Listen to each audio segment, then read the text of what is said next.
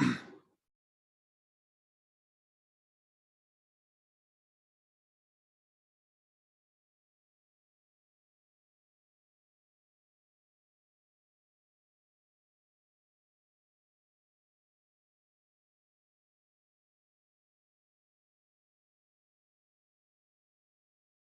Afternoon, good afternoon, good afternoon. आज थोड़ी परेशानी होगी आपको। थोड़ी लंबी क्लास चलेगी, देखो जल्दी हो जाए तो अच्छी बात है। ठीक है।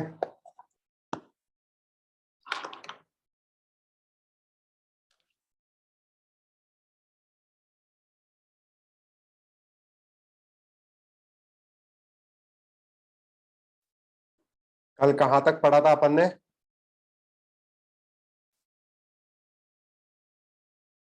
दो घंटे का महा एपिसोड। सही बोले। कहाँ तक पढ़ा था?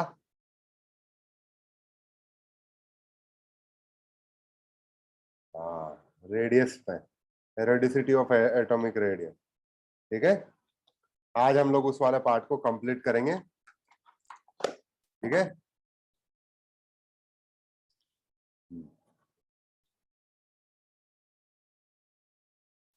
ठीक है, बहुत बढ़िया।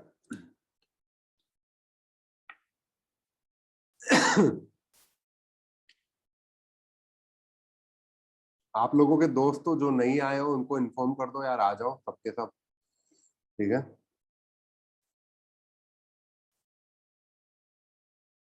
112 लोग हुए थे।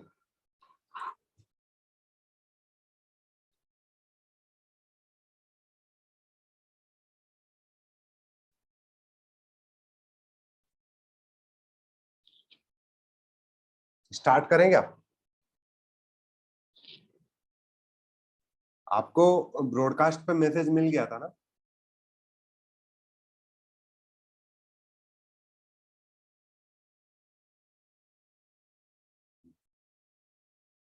ठीक है।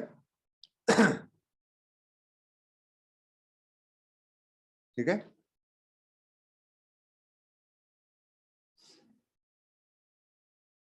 आपका कोई दोस्त तो जान पहचान हो क्लास में, तो उनसे कांटेक्ट करो यार क्लास के लिए।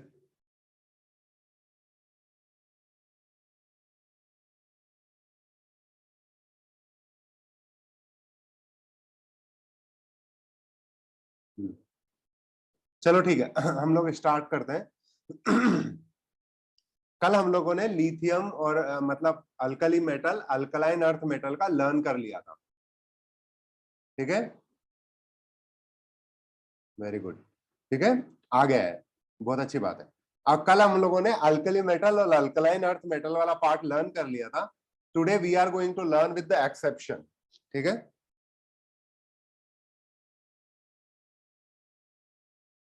एक्सेप्शन मैं नहीं यूज करता हूं जनरली टर्म। ठीक है, हम लोग एक्सेप्शन कभी यूज नहीं करते हैं। एक्सेप्शन हम लोगों को लगता है कि एक्चुअली ऐसा है, पर सही में एक्चुअली थोड़ा रूल्स ज्यादा होते हैं, थोड़ा deeper understanding of the rules. तो मैं अगर एक्सेप्शन के बारे में लिखूं, यहां पे लिखूंगा it is nothing but deeper rules. ठीक है, ज्यादा रूल्स है, ज्यादा डेप्थ वाले रूल्स हैं, आपको याद करने। ठीक है, एक्सेप्शन के बारे में। तो एक्सेप्शन क्या है यहां पर कि एल्यूमिनियम और गैलियम में से बताओ किसकी रेडियस ज्यादा बड़ी होनी चाहिए? एल्यूमिनियम और गैलियम में किसकी रेडियस ज्यादा बड़ी होनी चाहिए अकॉर्डिंग टू यू? गैलियम की, क्योंकि बैंगन आलू गाजर मतलब एल्यूमिनियम और गैलियम, एल्यूमिनियम के नीचे आता है गैलियम। पर एक्चुअली रेडियस एल्यूमिनियम की बड़ी होती है स्लाइटली। ठीक है, इसका मतलब है स्लाइटली बड़ी होती है और ऑलमोस्ट बराबर होती है एल्यूमिनियम और गैलियम की। एल्यूमिनियम की स्लाइटली बड़ी होती है कंपेयर टू गैलियम, या फिर बराबर होती है। ठीक है, इसका रीजन दिया जाता है due to D block contraction.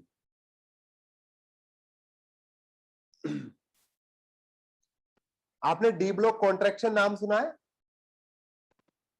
ठीक है, नहीं, डी ब्लॉक कॉन्ट्रैक्शन मैंने आपको बताया था, जब 3D से 4D, 4D से 5D जब जाते हैं तो जेड इफेक्टिव बढ़ता है 30 to 40%, तब मैंने बताया था डी ब्लॉक कॉन्ट्रैक्शन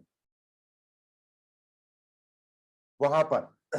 ठीक है, अगर नहीं पता है तो दोबारा लर्न करेंगे, चिंता ना करो। ठीक है, आपको डी ब्लॉक कॉन्ट्रैक्शन पढ़ना है यहां पर। इसका रीजन बता, एल्यूमिनियम की स्लाइटली ज्यादा क्यों होती है गैलियम से, क्योंकि डी ब्लॉक कॉन्ट्रैक्शन है। आपको ये याद रखना है। क्या याद रखोगे? D block contraction. ठीक है,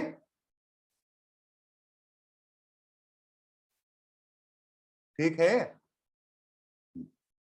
अब यूं समझो कि डी ब्लॉक कॉन्ट्रैक्शन कैसे है। क्या एल्यूमिनियम में कोई इलेक्ट्रॉन डी ब्लॉक जा रहा है, डी ब्लॉक में जा रहा है क्या? एल्यूमिनियम में कोई इलेक्ट्रॉन डी ब्लॉक में जा रहा है क्या? नो इलेक्ट्रॉन प्रेजेंट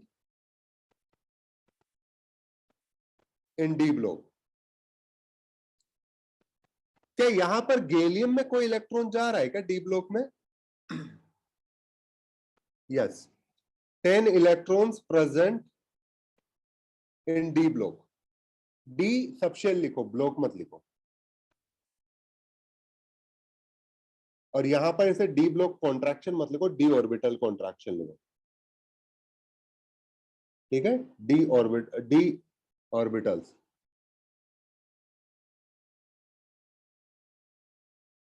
ठीक है, गैलियम में 10 इलेक्ट्रॉन प्रेजेंट है ना डी डी सबशेल में। अब क्या मैंने आपको शील्डिंग का ऑर्डर बताया था?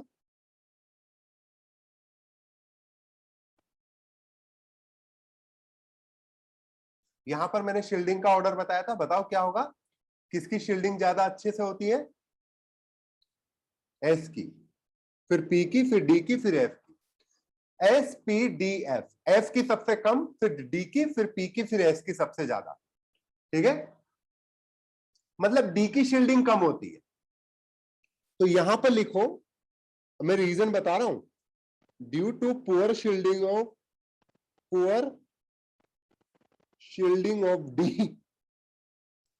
डी ऑर्बिटल्स, उसकी पुअर शील्डिंग की वजह से, ठीक है, उसकी पुअर शील्डिंग की वजह से Z effective in case of the gallium, Z effective of outer most electron in gallium increases. अगर बताओ जेड इफेक्टिव गैलियम में इंक्रीज कर जाएगा तो रेडियस का क्या होगा? So radius decreases. कितनी डिक्रीज कर जा रही है? इतनी डिक्रीज कर जा रही है कि एल्यूमिनियम से स्लाइटली कम हो जा रही है। ठीक है, कितनी डिक्रीज कर जा रही है? एल्यूमिनियम से स्लाइटली कम हो जा रही है। Radius decreases so much so that it becomes lesser compared to aluminium। ठीक है, तो आपके पास radius of aluminium slightly greater than the radius of gallium. ठीक है, ये क्लियर हुआ? डी ऑर्बिटल कॉन्ट्रैक्शन कैसे होता है? डी ऑर्बिटल का आप देखोगे शेप किस तरीके का होता है डी ऑर्बिटल का? डी ऑर्बिटल का शेप कैसा होता है?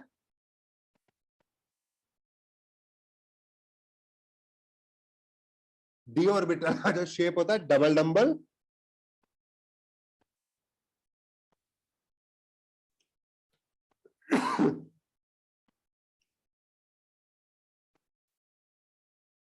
Double dumbbell and highly diffused.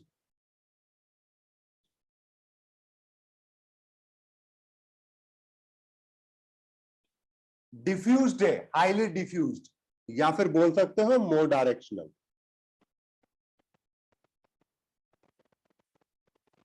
अगर आपका पी ऑर्बिटल का आप शेप देखोगे तो पी ऑर्बिटल का शेप कुछ ऐसा आएगा।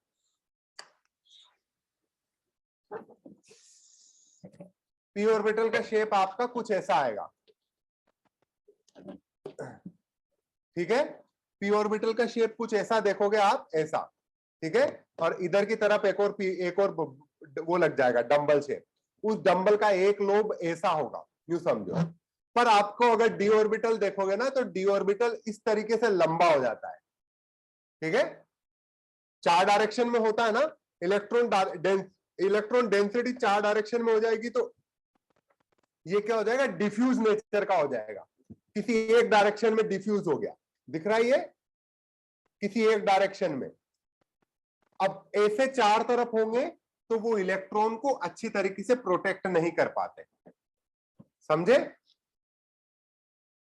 इस वजह से इनकी शील्डिंग कम होती है कंपेयर टू पी, और इसी वजह से अगर इनमें इलेक्ट्रॉन जाते हैं तो ये शील्डिंग कम करते हैं, और शील्डिंग कम करेंगे तो जेड इफेक्टिव बढ़ जाएगा, जेड इफेक्टिव बढ़ेगा तो रेडियस घट जाएगी,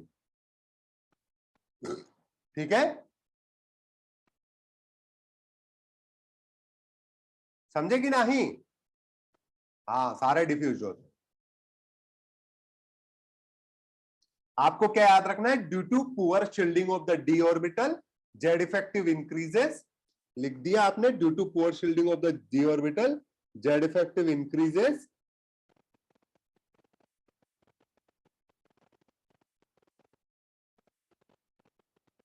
समझे कि नहीं?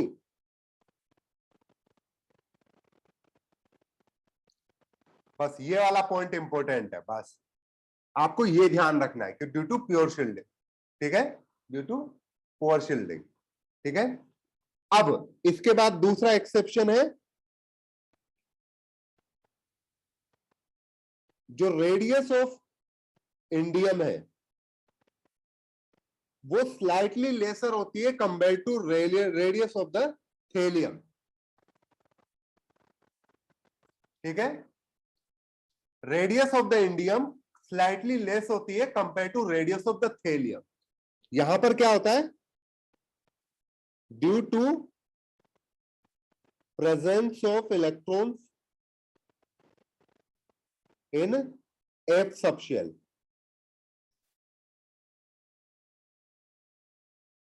अब यहां पे क्या हो गया, इंडियम से थेलियम गए ना तो एफ सबशेल आ जाता है, तो इसको क्या बोलते हैं अपन, F subshell. This is called as अ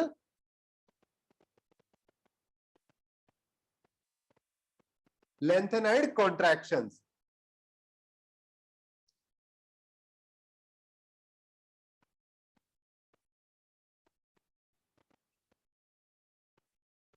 समझ में आया? ये साइन क्या है, ये साइन है स्लाइटली ग्रेटर, ठीक है।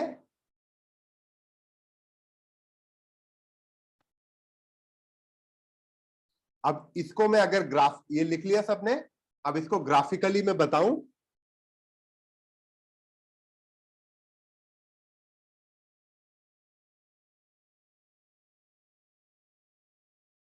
ये पीरियोडिक टेबल दिख रही है आपको,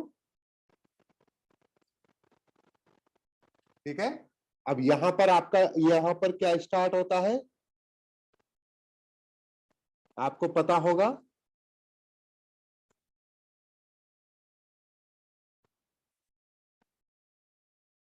बोरोन, एल्यूमिनियम, गैलियम, फिर जिसके बाद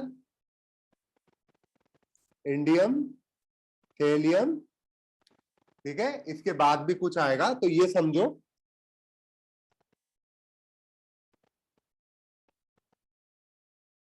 ये क्या होगा, फोर्थ पीरियड, ये फिफ्थ पीरियड, ये सिक्स्थ पीरियड।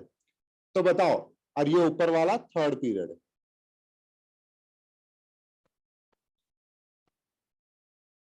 बताओ, थर्ड पीरियड, थर्ड से फोर्थ पीरियड जाते हैं तो क्या स्टार्ट होता है आपका, डी ब्लॉक आ जाता है, डी सबशेल आ जाता है,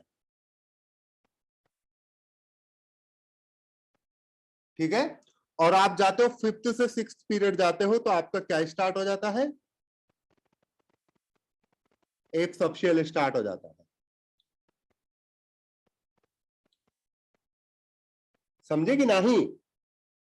इसको मिटा देता हूं मैं, ये तुम एक अलग से ब्लॉक मत समझने लग जाना, ठीक है। हाँ, ये क्या हो गया यहाँ पर डी, और यहाँ पर आपका स्टार्ट हो जाता है एफ सिक्स्थ वाले से, फिर इसके बाद सेवंथ भी आता है, नो डाउट, ठीक है। पर यहाँ से एफ स्टार्ट होता है ना सिक्स्थ पीरियड से, सिक्स्थ पीरियड से लेंथेनाइट से, लेंथेनाइट सीरीज स्टार्ट होती है, याद हो तो, थोड़ा बहुत घर पे जाके पढ़े हो तो।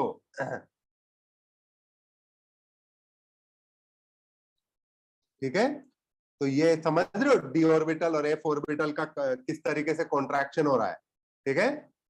और सेम चीज यहां पर रखे हुए स्टेनस और लेड के लिए भी होगी, ठीक है। स्टेनस और लेड में क्या होगा, जो आपका टिन है, टिन और लेड में आपका रेडियस का कंपैरिजन ये होता है,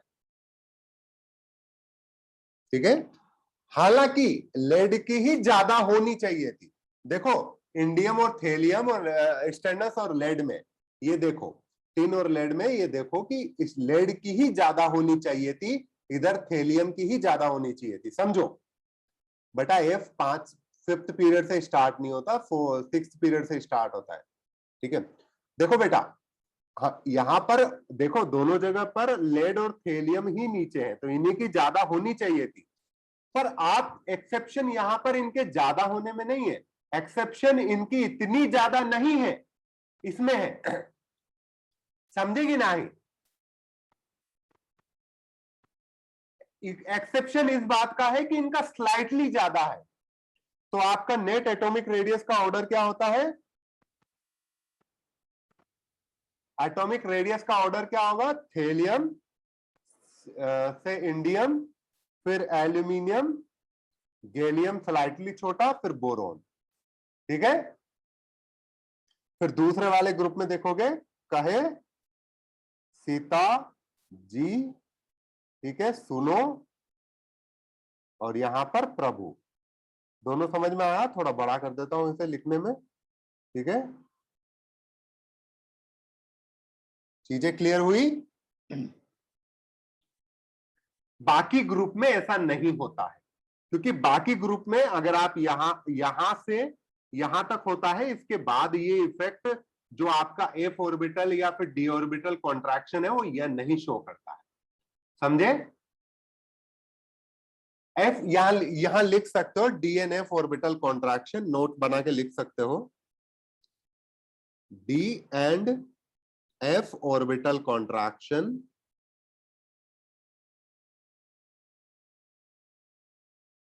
is visible only in 13th and 14th period, 14th group। लिख लिया।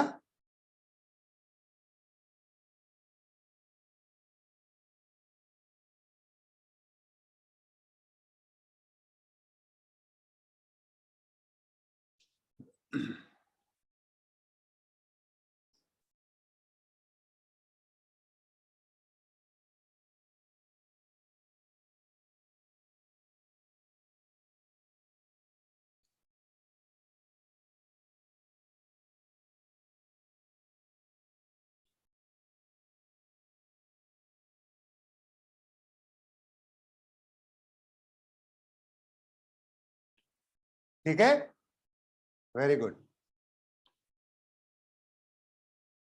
अब डी ब्लॉक एलिमेंट के लिए लिखो, अभी तक अपन एस और पी ब्लॉक एलिमेंट्स के लिए पढ़ रहे थे, अब डी ब्लॉक एलिमेंट्स के लिए पढ़ो, ठीक है। डी ब्लॉक एलिमेंट के लिए अपन रेडियस का कंपैरिजन करते हैं, जर्मेनियम और सिलिकॉन में नहीं आएगा बेटा, मैंने बोला ना, आप यूं समझो कि 13th पीरियड तक है, 14th में खत्म, 14th में डी ऑर्बिटल कॉन्ट्रैक्शन खत्म, पर एफ ऑर्बिटल कॉन्ट्रैक्शन हल्का सा लगेगा, समझे।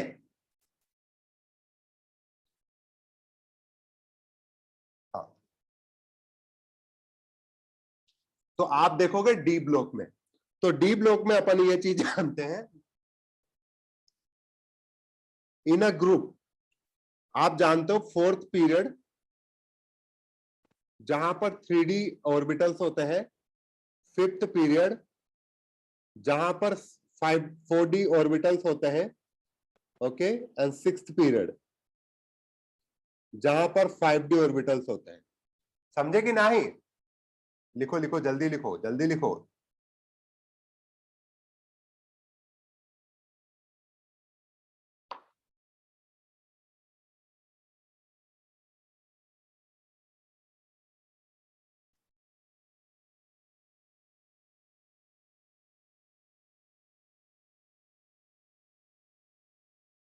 यहाँ उन ग्रुप के बारे में सुझाव दिए गए हैं जिनसे ठीक है बेटा, इतना पीछे का छूट गया तो फिर छोड़ दिया करो यार, बाद में लिख लिया करो। आप करंट कंसेप्ट मत छोड़ा करो। लिखो जल्दी।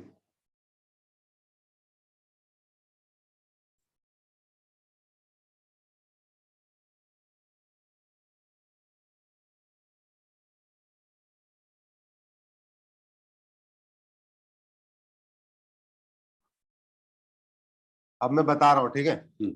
अब यहां से देखो, अगर 3D से 4D जाते हो तो आपका 30% से 40% जेड इफेक्टिव इंक्रीज करता है।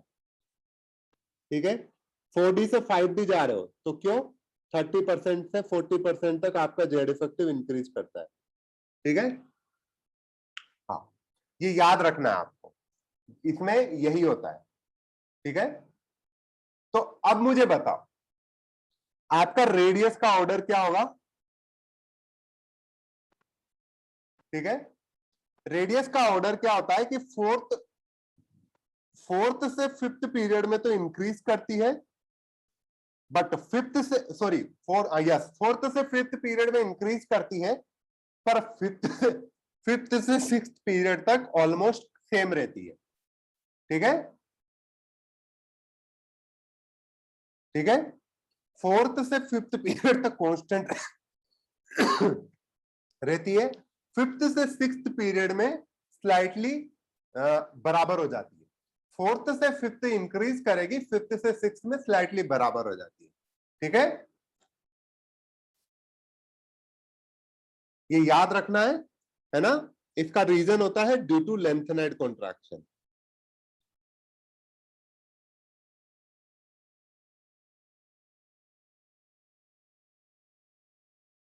ठीक है।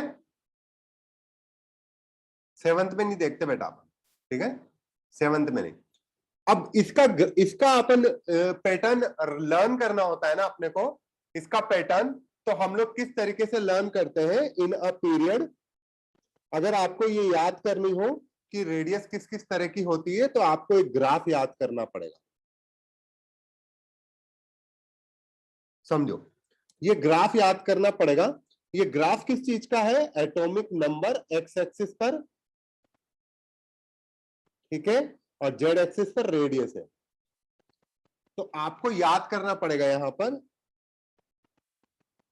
स्कैंडियम,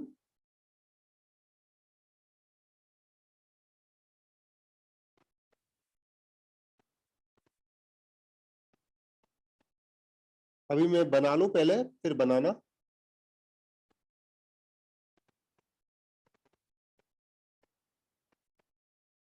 ठीक है।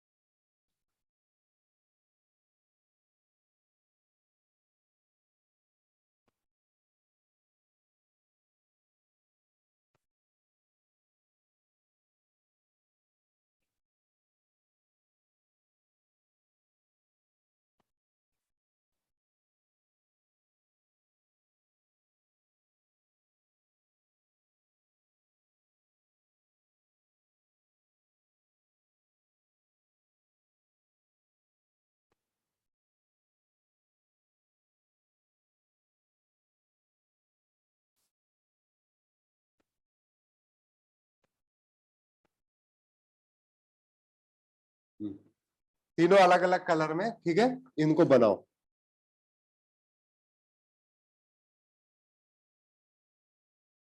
है ना? अब यहां पर एक चीज देखो, पहले देख लो, रुको, पहले देखो कि स्कैंडियम यहां पर होगा, ठीक है। स्कैंडियम यहां पर होगा, ठीक है। यहां पर आपका आयरन आएगा, यहां पर कोबाल्ट आएगा और यहां पर निकिल आएगा, ठीक है। और यहां पर आपका कॉपर आ जाएगा, और इसको थोड़ा छोटा करो, है ना। यहां पर आपका कॉपर आ जाएगा और यहां पर आपका जिंक आ जाएगा। ये इसका आपका रेडियस का ग्राफ है, ये याद रखना है। ये 4D का ग्राफ है और ये आपका 5D का ग्राफ है, ठीक है। सेम पैटर्न यहां पर ऑब्जर्व होगा, ठीक है। यहां पर ये कैडमियम होगा, ये कैडमियम होगा और ये मर्क्यूरी होगा, ठीक है। और ये यूट्रियम होगा और ये लेंथेनम होगा, ठीक है। आपको बस ये याद रखना है कि जो आपका साइंस टीचर वाला होता है, विनीता, कृपलानी, मन, फेकोनी, आपको क्या ध्यान रखना है यहां पर कि जो आपका स्कैंडियम होता है, टाइटेनियम होता है, वेनेडियम, क्रोमियम, मैग्नीज और फेरस, यहां से लेकर यहां तक आपका रेडियस क्या करता है, डिक्रीज करता है, ठीक है। डी ब्लॉक के 4th पीरियड में, अगर आप बोलोगे डी 4th पीरियड में अगर आप बात करोगे, तो 4th पीरियड में आपका लेफ्ट से राइट तक रेडियस डिक्रीज करता है, कहां से कहां तक, स्कैंडियम से आयरन तक। आयरन, कोबाल्ट और निकल, इन तीनों का ऑलमोस्ट सेम रहता है, ठीक है। हाँ, आयरन, कोबाल्ट और निकल का ऑलमोस्ट सेम रहता है, आपको यही ऑर्डर फॉलो करना है, ठीक है। अब निकल, कॉपर एंड जिंक से आपका फिर इंक्रीज करेगा, ठीक है। ये ठीक है। आप यहां पर देख पा रहे हो कि 4D और 5D का ऑलमोस्ट बराबर क्यों है, ठीक है, देख पा रहे हो इसे, 4D और 5D का ऑलमोस्ट बराबर है। ये कर्व ड्रॉ करो, बनाओ जल्दी से।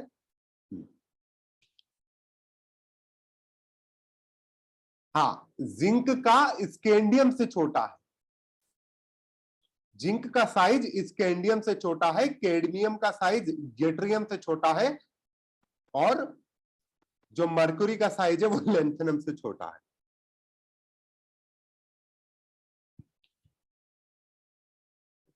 अभी बनाओ, अभी बनाना चाहो तो बना लो, वरना मेरे पास, मेरे हिसाब से तो बाद में बना लेना, ठीक है।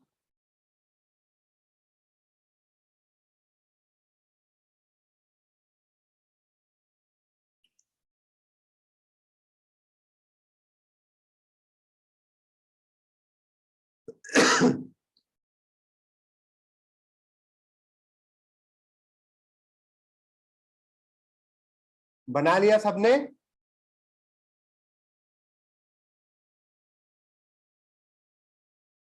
ठीक है। अब यहां पर मुझे बताओ कि अगर मैं आपसे ऑर्डर पूछूं, scandium, cadmium, zinc, iron,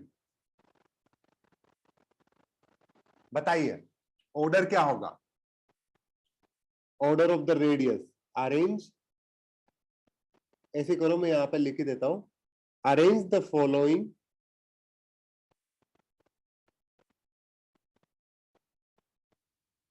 according to radius.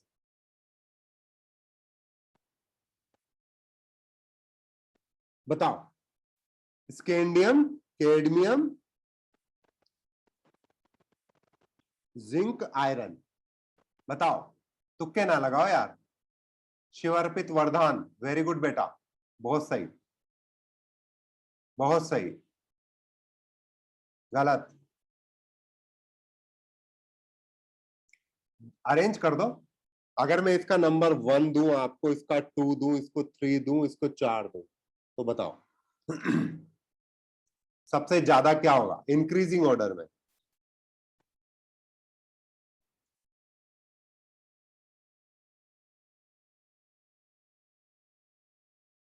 Increasing order में बताओ।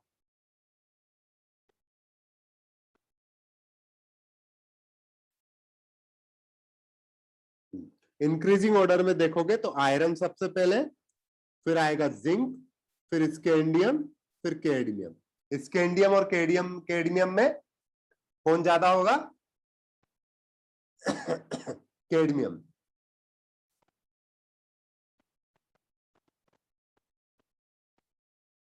ठीक है।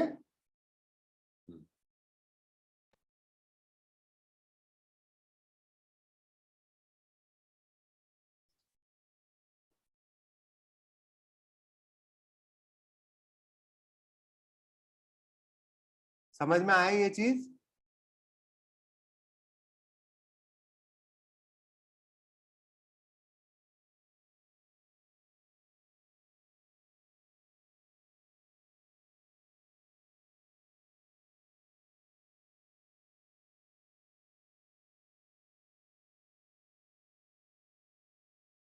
इसकी जगह, कैडमियम की जगह यहां पर आप येट्रियम कर लो, वाई, वो ज्यादा श्योर रहेगा। कैडमियम की जगह येट्रियम कर लो।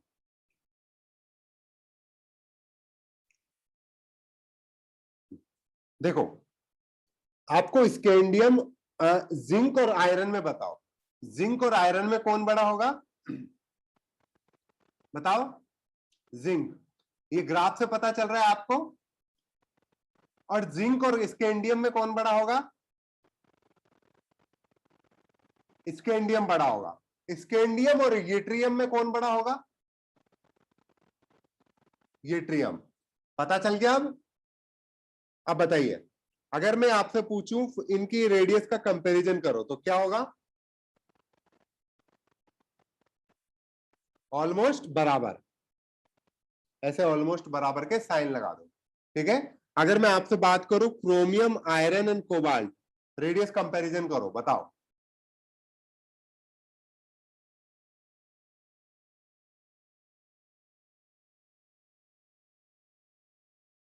देखो, क्रोमियम का आयरन से बड़ा होगा, है ना, और ये आयरन और कोबाल्ट बराबर होगा। ग्राफ से देखो, ग्राफ में देखो, टाइटेनियम, जिरकोनियम एंड हाफनियम, बताइए क्या होगा order? Titanium, zirconium and hafnium, बताओ क्या होगा?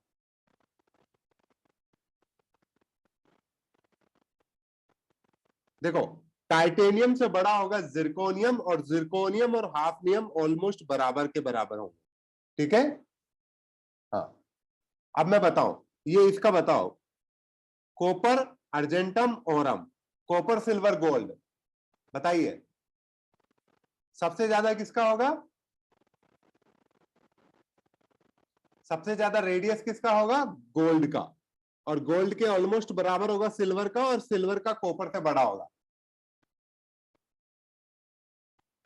ठीक है। एनआई, पीडी और पीटी, इनमें बताओ।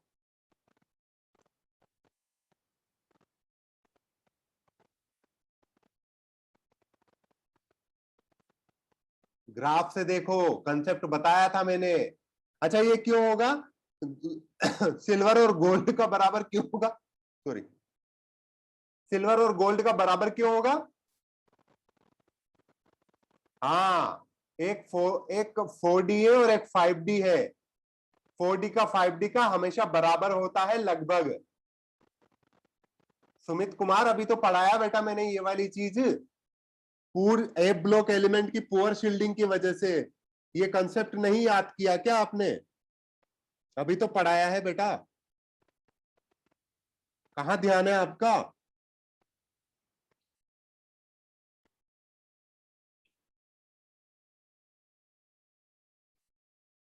ठीक है। अब बताओ, स्कैंडियम, यूट्रियम और लेंथनम, बताओ क्या ऑर्डर होगा?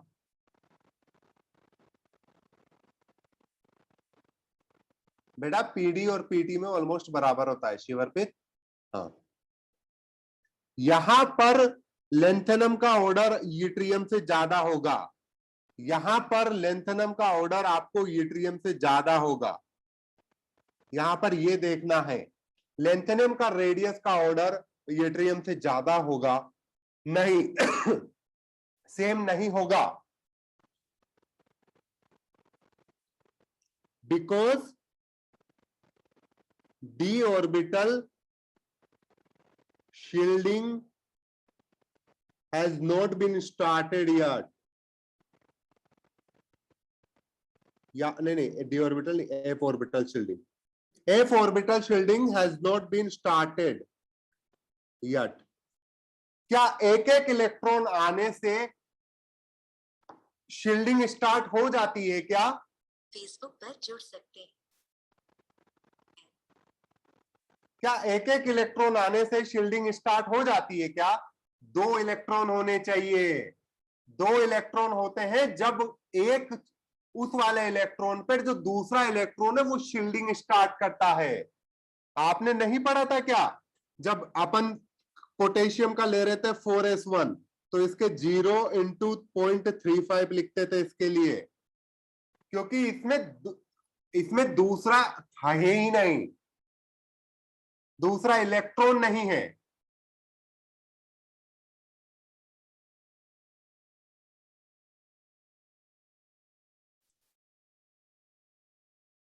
बिकॉज यहां पर एलिमेंट में एक एक इलेक्ट्रॉन होता है डी ऑर्बिटल्स में।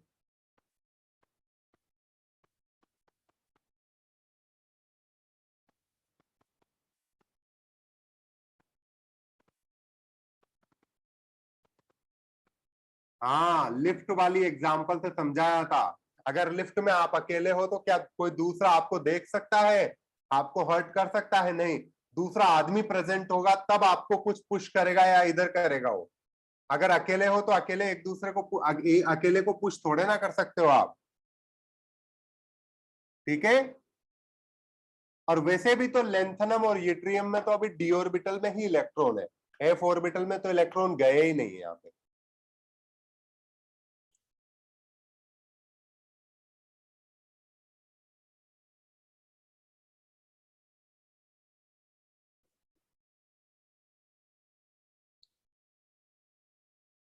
ठीक है बेटा, रिवाइज करो शील्डिंग एक बार फिर बता दीजिए। शील्डिंग मजाक थोड़े ना बेटा, आप रिवाइज करो, पुराने लेक्चर देख लेना वहां से, ठीक है? ये समझ में आया डी ब्लॉक वाला?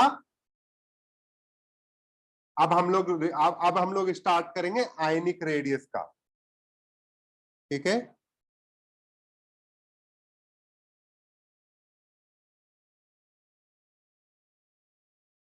आयनिक रेडियस बताओ, आयंस कितने तरह के होते हैं? 2 तरह के, एक होता है केटायन और एक होता है एनायन, ठीक है? केटायन पे क्या चार्ज होता है? Positive charge. और एनायन पे क्या चार्ज होता है? नेगेटिव चार्ज, ठीक है? क्या केटायन में इलेक्ट्रॉन ज्यादा होते हैं प्रोटॉन के कंपैरिजन में, या प्रोटॉन इलेक्ट्रॉन के कंपैरिजन में ज्यादा होते हैं? प्रोटॉन ज्यादा होते हैं इलेक्ट्रॉन के कंपैरिजन में, और यहां पर इलेक्ट्रॉन ज्यादा होते हैं प्रोटॉन के कंपैरिजन में, ठीक है? यहां पर P माइनस ई करोगे तो वो चार्ज के बराबर आ जाता है दोनों के केस में। P minus E is equal to charge.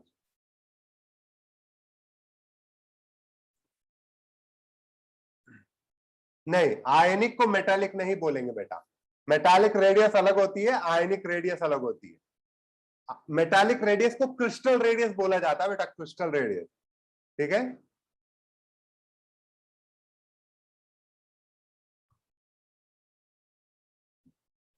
अब मुझे ये बताइए,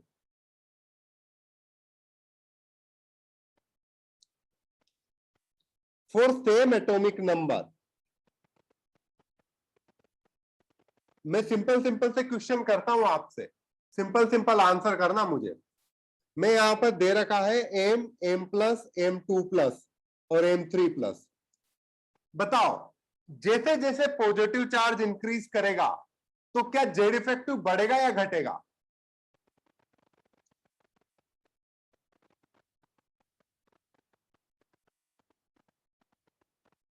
तुम लोगों को कुछ भी आइडिया नहीं है भैया, कुछ भी आइडिया नहीं है, फील ही नहीं कर पा रहे हो तुम तो। हे भगवान। अब बताओ, आपका जेड इफेक्टिव क्या होता है? Z minus sigma. आप सुनो, सबका गलत है। Z minus sigma. सब सुनो, सुनो यहां पर। Z effective equal to Z minus sigma. तो ये बताइए क्या सारों के लिए जेड सेम है क्या?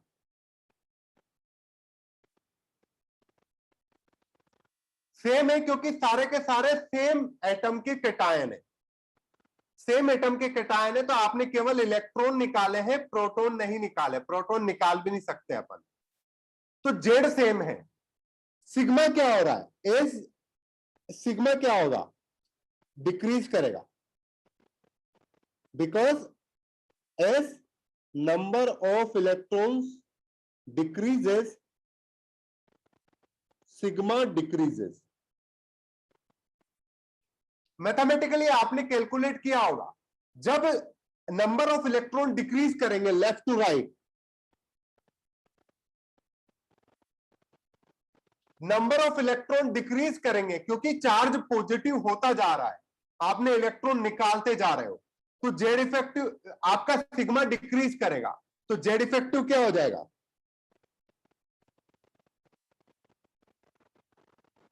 यहां पर लिखो नोट लगाकर, एस पॉजिटिव चार्ज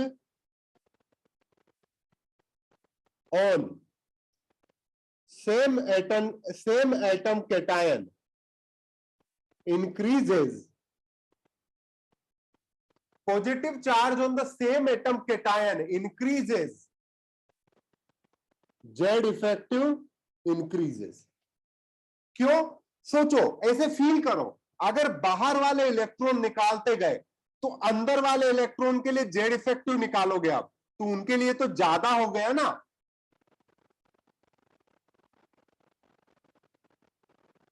हाँ बेटा, कि कई लोगों ने इंक्रीज किया था, कई लोगों ने डिक्रीज किया था, कोई दिक्कत नहीं है। आपको समझ में आया नहीं आया, आपने कुछ नया समझा नहीं समझा, दिक्कत ये है। अगर नहीं समझ में आया तो इश्यू है, ठीक है। As a positive charge on the same atom cation increases, तो आप क्या बोलोगे? Z effective increases. बताओ, सोडियम और सोडियम प्लस में जेड इफेक्टिव किसका ज्यादा है? सोडियम प्लस का। तो रेडियस किसकी ज्यादा होगी बताओ? अगर जेड इफेक्टिव इंक्रीज करता है तो रेडियस किसकी ज्यादा होगी? सोडियम की, ठीक है। हाँ, अगर इसमें रेडियस की बात आएगी तो एम की ज्यादा होगी, एम प्लस से एम टू प्लस से। यूं समझो ना तुम तो, अगर जेड इफेक्टिव से भी नहीं समझ में आ रहा तो यूं समझो कि अगर बाहर वाले इलेक्ट्रॉन निकालते जाओगे, जितने ज्यादा इलेक्ट्रॉन निकालोगे तो रेडियस तो कम होती चली जाएगी ना। अर्पिता खंडेलवाल, समझ में आया नहीं आया बेटा? कॉमेडी चल रही है क्या? समय जैन, कम इलेक्ट्रॉन होना चाहिए तो जेड इफेक्टिव कम लगना चाहिए, कोई ऐसे भाव है क्या? कम इलेक्ट्रॉन होते हैं तो शील्डिंग कम होती है, शील्डिंग कम होगी तो जेड इफेक्टिव तो बढ़ गया ना भैया। आप प्रोटॉन की संख्या को थोड़े ना चेंज कर रहे हो।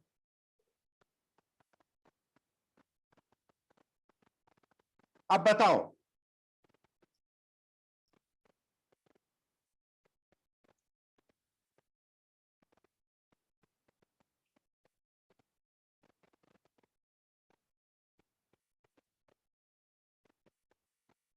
बताओ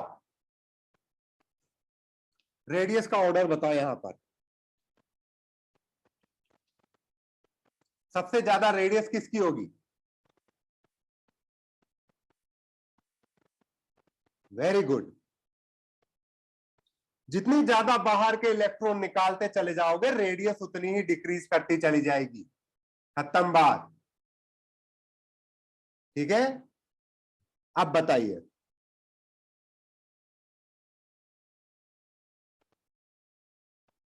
अब दूसरा एग्जांपल है isoelectronic species.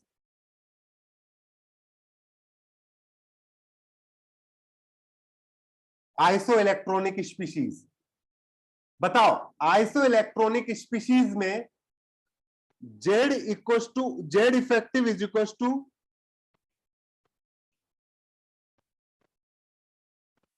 Z minus sigma. ठीक है, आइसो इलेक्ट्रॉनिक स्पीशीज में same number of electrons,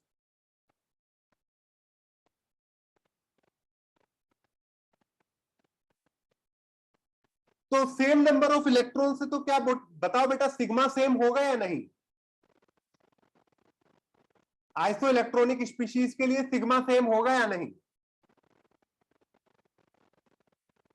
same होगा, क्योंकि नंबर ऑफ इलेक्ट्रॉन से। ठीक है, तो जेड इफेक्टिव में यहां पर लिखोगे आप, जो सिग्मा है वो होगा same for iso electronic species.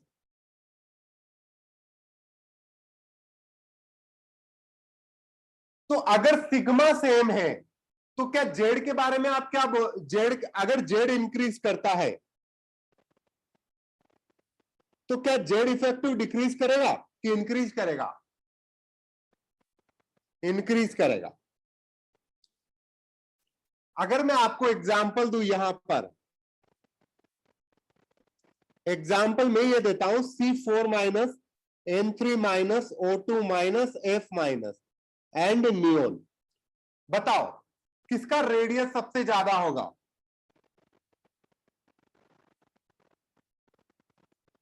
Neon हटा लो, नियोन का लिए वांडावाल डिफाइन हो जाएगा, Na प्लस कर दो। बताओ, दिमाग लगाना, दिमाग कुछ लोग लगा रहे हैं, बाकी लोग सब तुक्के लगा रहे हैं कि सर ने इंक्रीजिंग ऑर्डर में लिख दिया तो इंक्रीजिंग। भगवान कसम कुछ दिमाग नहीं लगा रहे, कंसेप्ट समझ में ही नहीं आ रहा।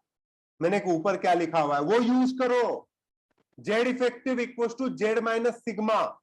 क्या ये सारी की सारी आइसो इलेक्ट्रॉनिक स्पीशीज हैं क्या?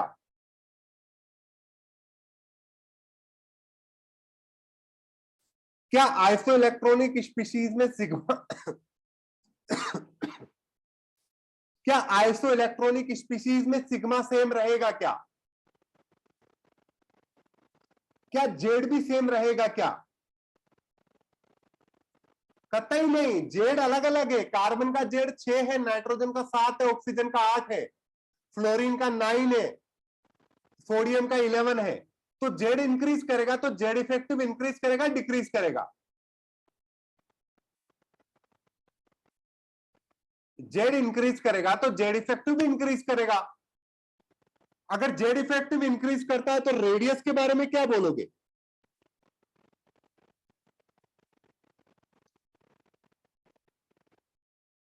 डिक्रीजेस, तो रेडियस का ऑर्डर ये आएगा।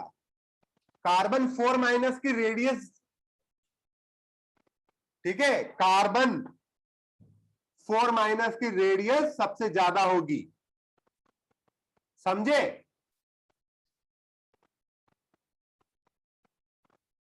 अपने फालतू के कंसेप्ट में मत लगाओ दिमाग, जो मैंने पढ़ाया है उसको सोचो कि सर ने ये लिखा तो कैसे लिखा। जो मैं लिख रहा हूं वो ऑलमोस्ट ब्रह्म सत्य है, उस पर डाउट मत करो। जो मैं लिख रहा हूं उसको समझने की कोशिश करो, ठीक है? सेम नंबर ऑफ इलेक्ट्रॉन है, पर इलेक्ट्रॉन को खींचने वाले नंबर ऑफ प्रोटॉन कार्बन में कम है। सेम नंबर ऑफ इलेक्ट्रॉन है सब में, पर इलेक्ट्रॉन को खींचने वाले प्रोटॉन कार्बन में कम है, इस वजह से उसकी रेडियस बढ़ जाएगी। समझे कि नहीं?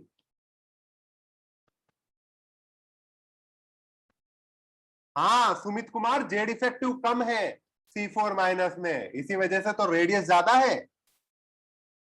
अब बताओ SN2 माइनस, SN2 प्लस और SN4 प्लस, किसका रेडियस ज्यादा होगा? SN2 प्लस का, वेरी गुड। PB2 प्लस और PB4 प्लस, बताओ किसका रेडियस ज्यादा होगा? PB2 प्लस का। तो यहां पर हम लोग लिख सकते हैं नोट डाल के, ठीक है, ionic radius in isoprotonic species. Isoprotonic मतलब जिनमें सेम नंबर ऑफ प्रोटॉन्स हो, directly proportional to number of electrons.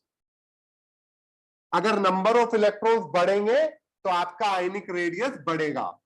और दूसरा पॉइंट है ionic radius in isoelectronic species is inversely proportional to atomic number Z, या फिर नंबर ऑफ प्रोटॉन्स बोल सकते हो, या फिर inversely proportional to number of protons.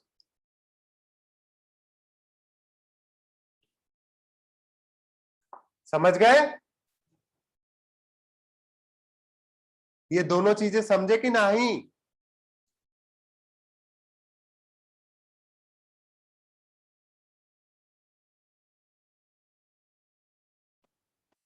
बहुत बढ़िया।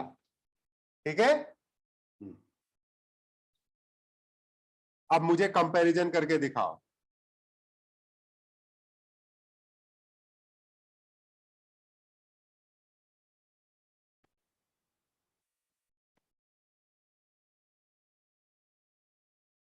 बताओ।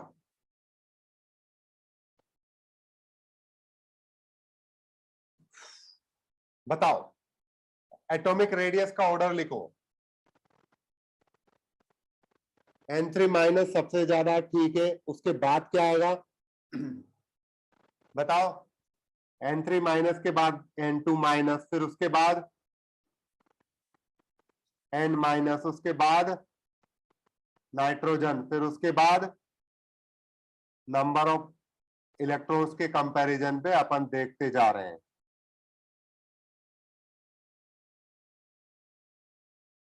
ठीक है, समझे? कार्बन 3 प्लस और कार्बन 4 प्लस, बताओ एटॉमिक रेडियस किसका ज्यादा होगा?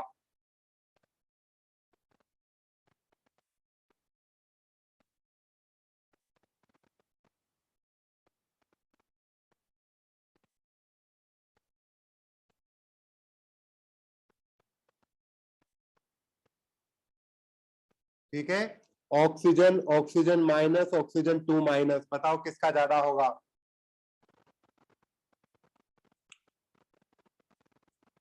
अब बताओ, क्वेश्चन है यहां पर, in which of the following compound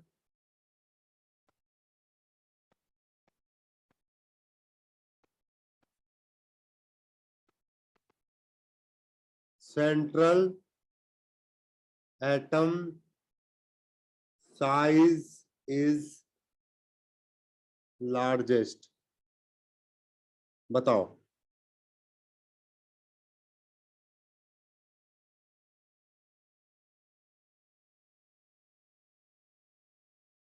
बताओ।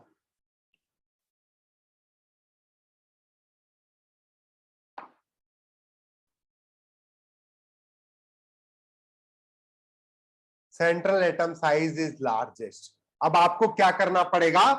सेंट्रल एटम का ऑक्सीडेशन स्टेट निकालना पड़ेगा, सेंट्रल एटम का ऑक्सीडेशन नंबर निकालना पड़ेगा। समझे?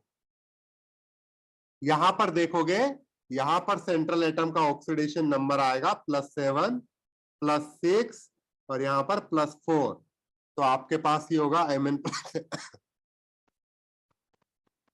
बताओ कौन सा सबसे बड़ा होगा? Mn+4 वाला। ठीक है, तो आपके पास MnO2 आंसर आएगा। कैसे निकाला अपन ने ऑक्सीडेशन स्टेट? इसको X मान लो और ऑक्सीजन का -2 मान के जितना है उससे मल्टीप्लाई कर दो। MnO4 माइनस में इक्वल टू -1 कर दो, तो यहाँ पर X इक्वल टू +7 आ जाता है। ये चार्ज बैलेंस करके करते हैं, चार्ज बैलेंस करके। ठीक है, अब MnO2 MnO4 2 माइनस में देखोगे तो कैसे करोगे? Mn का X मान लो, 4 ऑक्सीजन, हर किसी पे -2 आएगा और इक्वल टू -2 कर दोगे तो X इक्वल टू +6 आ जाएगा। ठीक है, central atom size, central atom size MnO2 में सबसे ज्यादा होगी। ठीक है, -2 यहां पर चार्ज है ना, MnO4 2 माइनस पे, और ये ऑक्सीजन पे चार्ज होता है -2। ऑक्सीजन जनरली -2 ऑक्सीडेशन स्टेट लेता है। ये तो आपने 10th क्लास में पढ़ा होगा ना, नहीं पढ़ा था क्या? चलो ठीक है, कोई दिक्कत नहीं है, बाद में इसको केमिकल बॉन्डिंग में दोबारा देखते हैं। ठीक है, अब यहां पर देखिए, इन अ ग्रुप, अगर ग्रुप की बात की जाए, ठीक है, तो यहां पर अगर मैं बोलूं lithium, lithium plus sodium plus, lithium plus sodium plus potassium plus rubidium plus caesium plus, size का कंपैरिजन बताओ।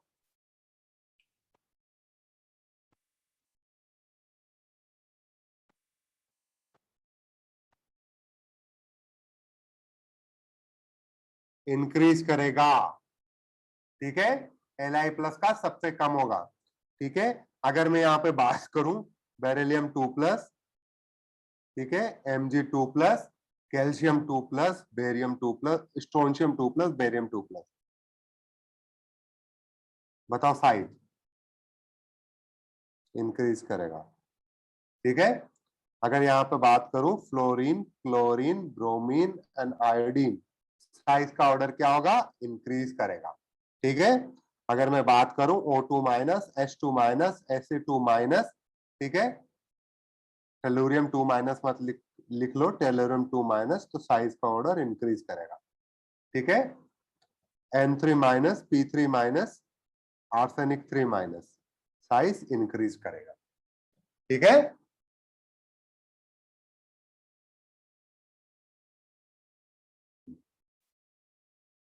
अब बताइए, हाइड्रोजन माइनस और लिथियम प्लस और बेरिलियम 2 प्लस, बताओ साइज का ऑर्डर क्या होगा?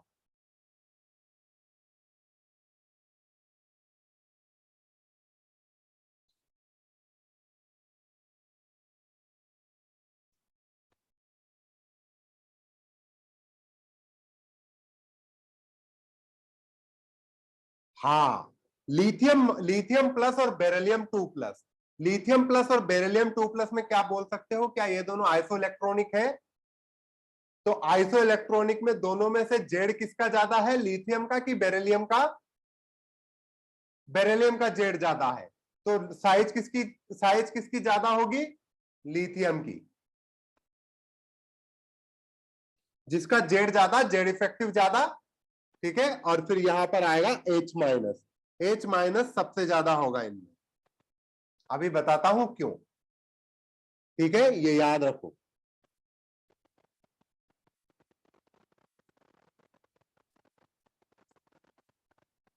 ठीक है, अब देखो, N3 minus, O2 minus, F minus, जिसके बाद सोडियम प्लस, मैग्नीशियम 2 प्लस और एल्यूमिनियम 3 प्लस, साइज का ऑर्डर बताओ।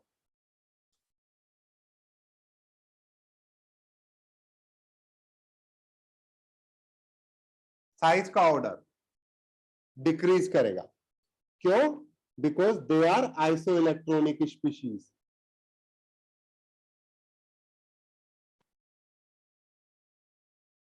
ठीक है, because they are isoelectronic species.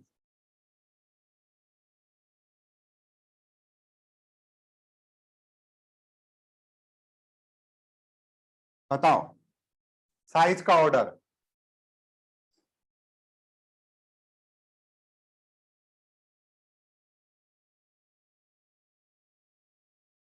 Very good, decreasing. ठीक है, अब एक चीज ध्यान रखना, आयनिक, यहां नोट डाल के लिखो, नोट आयनिक रेडियस ऑर्डर। ठीक है, यहां पर देखोगे आप H minus, F minus, Br, F minus, Cl minus, Br minus and I minus.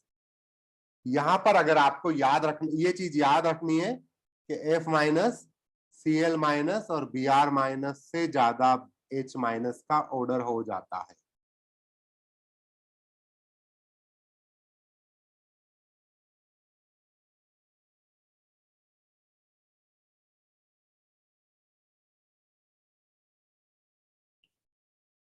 ठीक है, अब कोई पूछेगा नहीं ऐसा क्यों?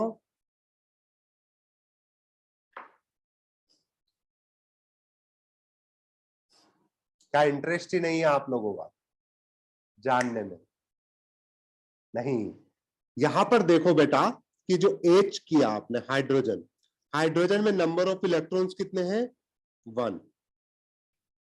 हाइड्रोजन में इलेक्ट्रॉन्स कितने हैं? 1। प्रोटॉन कितना है? 1। ठीक है, H माइनस में इलेक्ट्रॉन कितने हैं? 2। प्रोटॉन कितने हैं? नहीं, यहां पर इलेक्ट्रॉन बाय प्रोटॉन का रेशियो कितना है? 1। यहां पर इलेक्ट्रॉन बाय प्रोटॉन का रेशियो कितना है? 2। ऑलमोस्ट डबल हो जा रहे हैं number of electrons compare to protons. ठीक है, नंबर ऑफ इलेक्ट्रॉन्स प्रोटॉन के कंपैरिजन में डबल हो जा रहे हैं। अब एक प्रोटॉन 2 इलेक्ट्रॉन को कंट्रोल करे उसके बस की बात ही नहीं है, तो वो फेल जाते हैं, उनकी साइज बहुत बड़ी हो जाती है। इसलिए H माइनस का साइज बड़ा होता है। यहां पर लिखो रीजन बिकॉज, यहां पर रीजन लिखो बिकॉज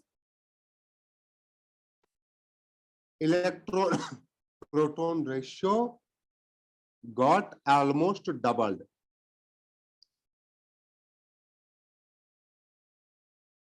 ठीक है, in case of H minus. ठीक है, वांडवाल नहीं, वांडवाल नहीं, वांडवाल केवल अपन उन लोगों के लिए काउंट करते हैं नोबल गेसेस के लिए, वांडवाल नहीं आप। ठीक है, ये याद हुआ सबको?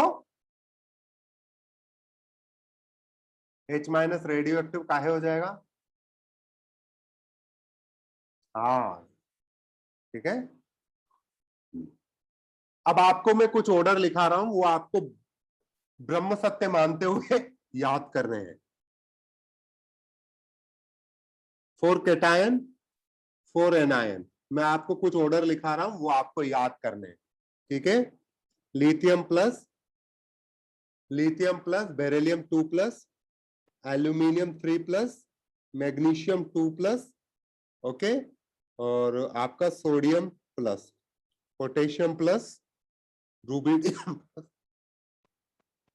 प्लस,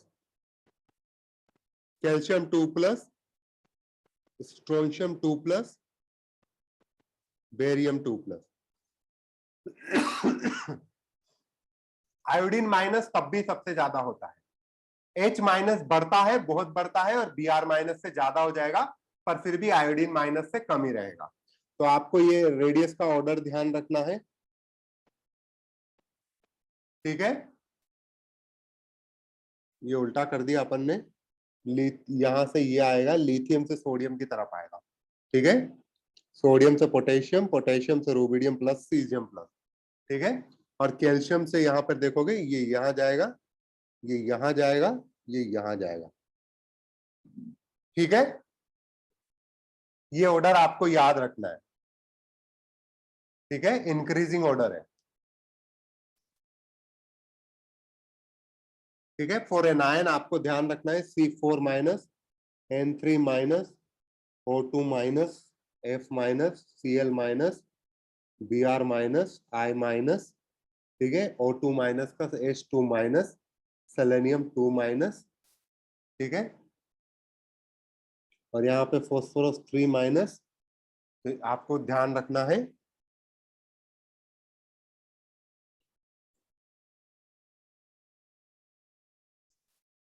ठीक है,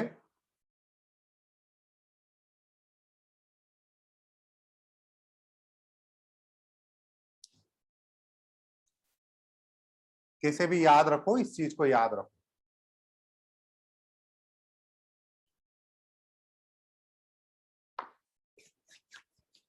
लिखो,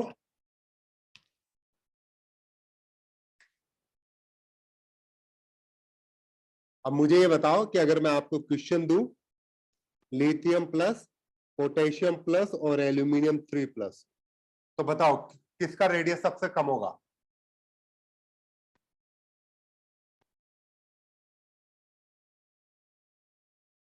बताओ किसका रेडियस सबसे कम होगा? एल्यूमिनियम 3+ का। ऑर्डर क्या होगा? K+, lithium plus and aluminium 3+। ठीक है।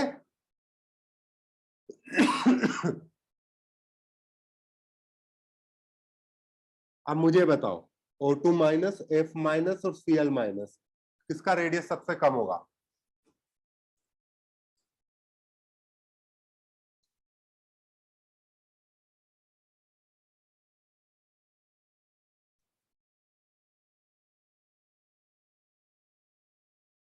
सबसे कम F-, फिर आपका O2-, फिर Cl-। क्योंकि F- और O2- दोनों आइसो इलेक्ट्रॉनिक है। ये दोनों क्या है? Iso electronic. आइसो इलेक्ट्रॉनिक होने के बाद इसमें और चीज क्या है कि F में नंबर ऑफ प्रोटॉन्स ज्यादा है, मोर जेड इफेक्टिव। ठीक है, हो गया।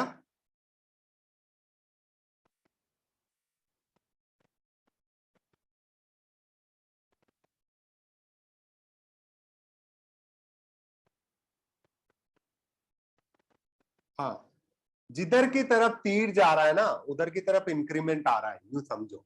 अगर तीर ऐसे है तो मतलब इंक्रीज कर रहा है फ्रॉम लेफ्ट टू राइट,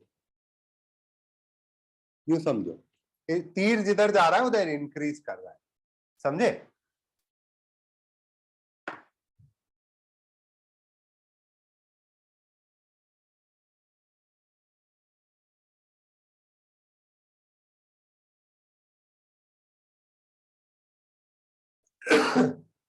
आज आपको जितना पढ़ाना था उतना हो चुका है। अब ऑफलाइन क्लासेस में कुछ लोगों से मुलाकात होगी, कुछ लोगों की ऑनलाइन क्लासेस चलेगी। ठीक है,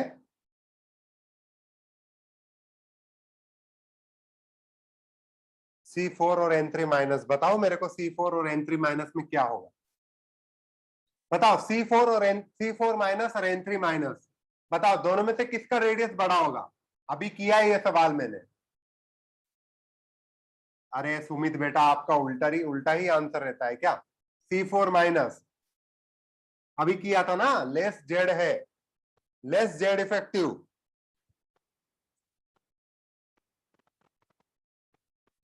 अभी किया तो था, आपने समझा नहीं क्या? कहाँ ध्यान है आप लोगों का? ठीक है, अब बातें करते हैं अपन, जिसको जो डाउट है।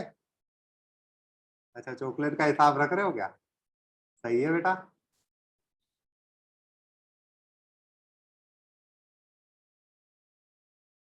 थोड़ा देर देख लो, ठीक है, याद कर लो, जो डाउट आ रहे हैं वो देख लो, मैं भी आता हूँ।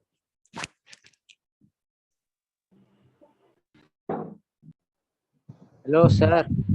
Hello sir. सर आ रहे हैं, रुको सर। शांत रहे आप लोग।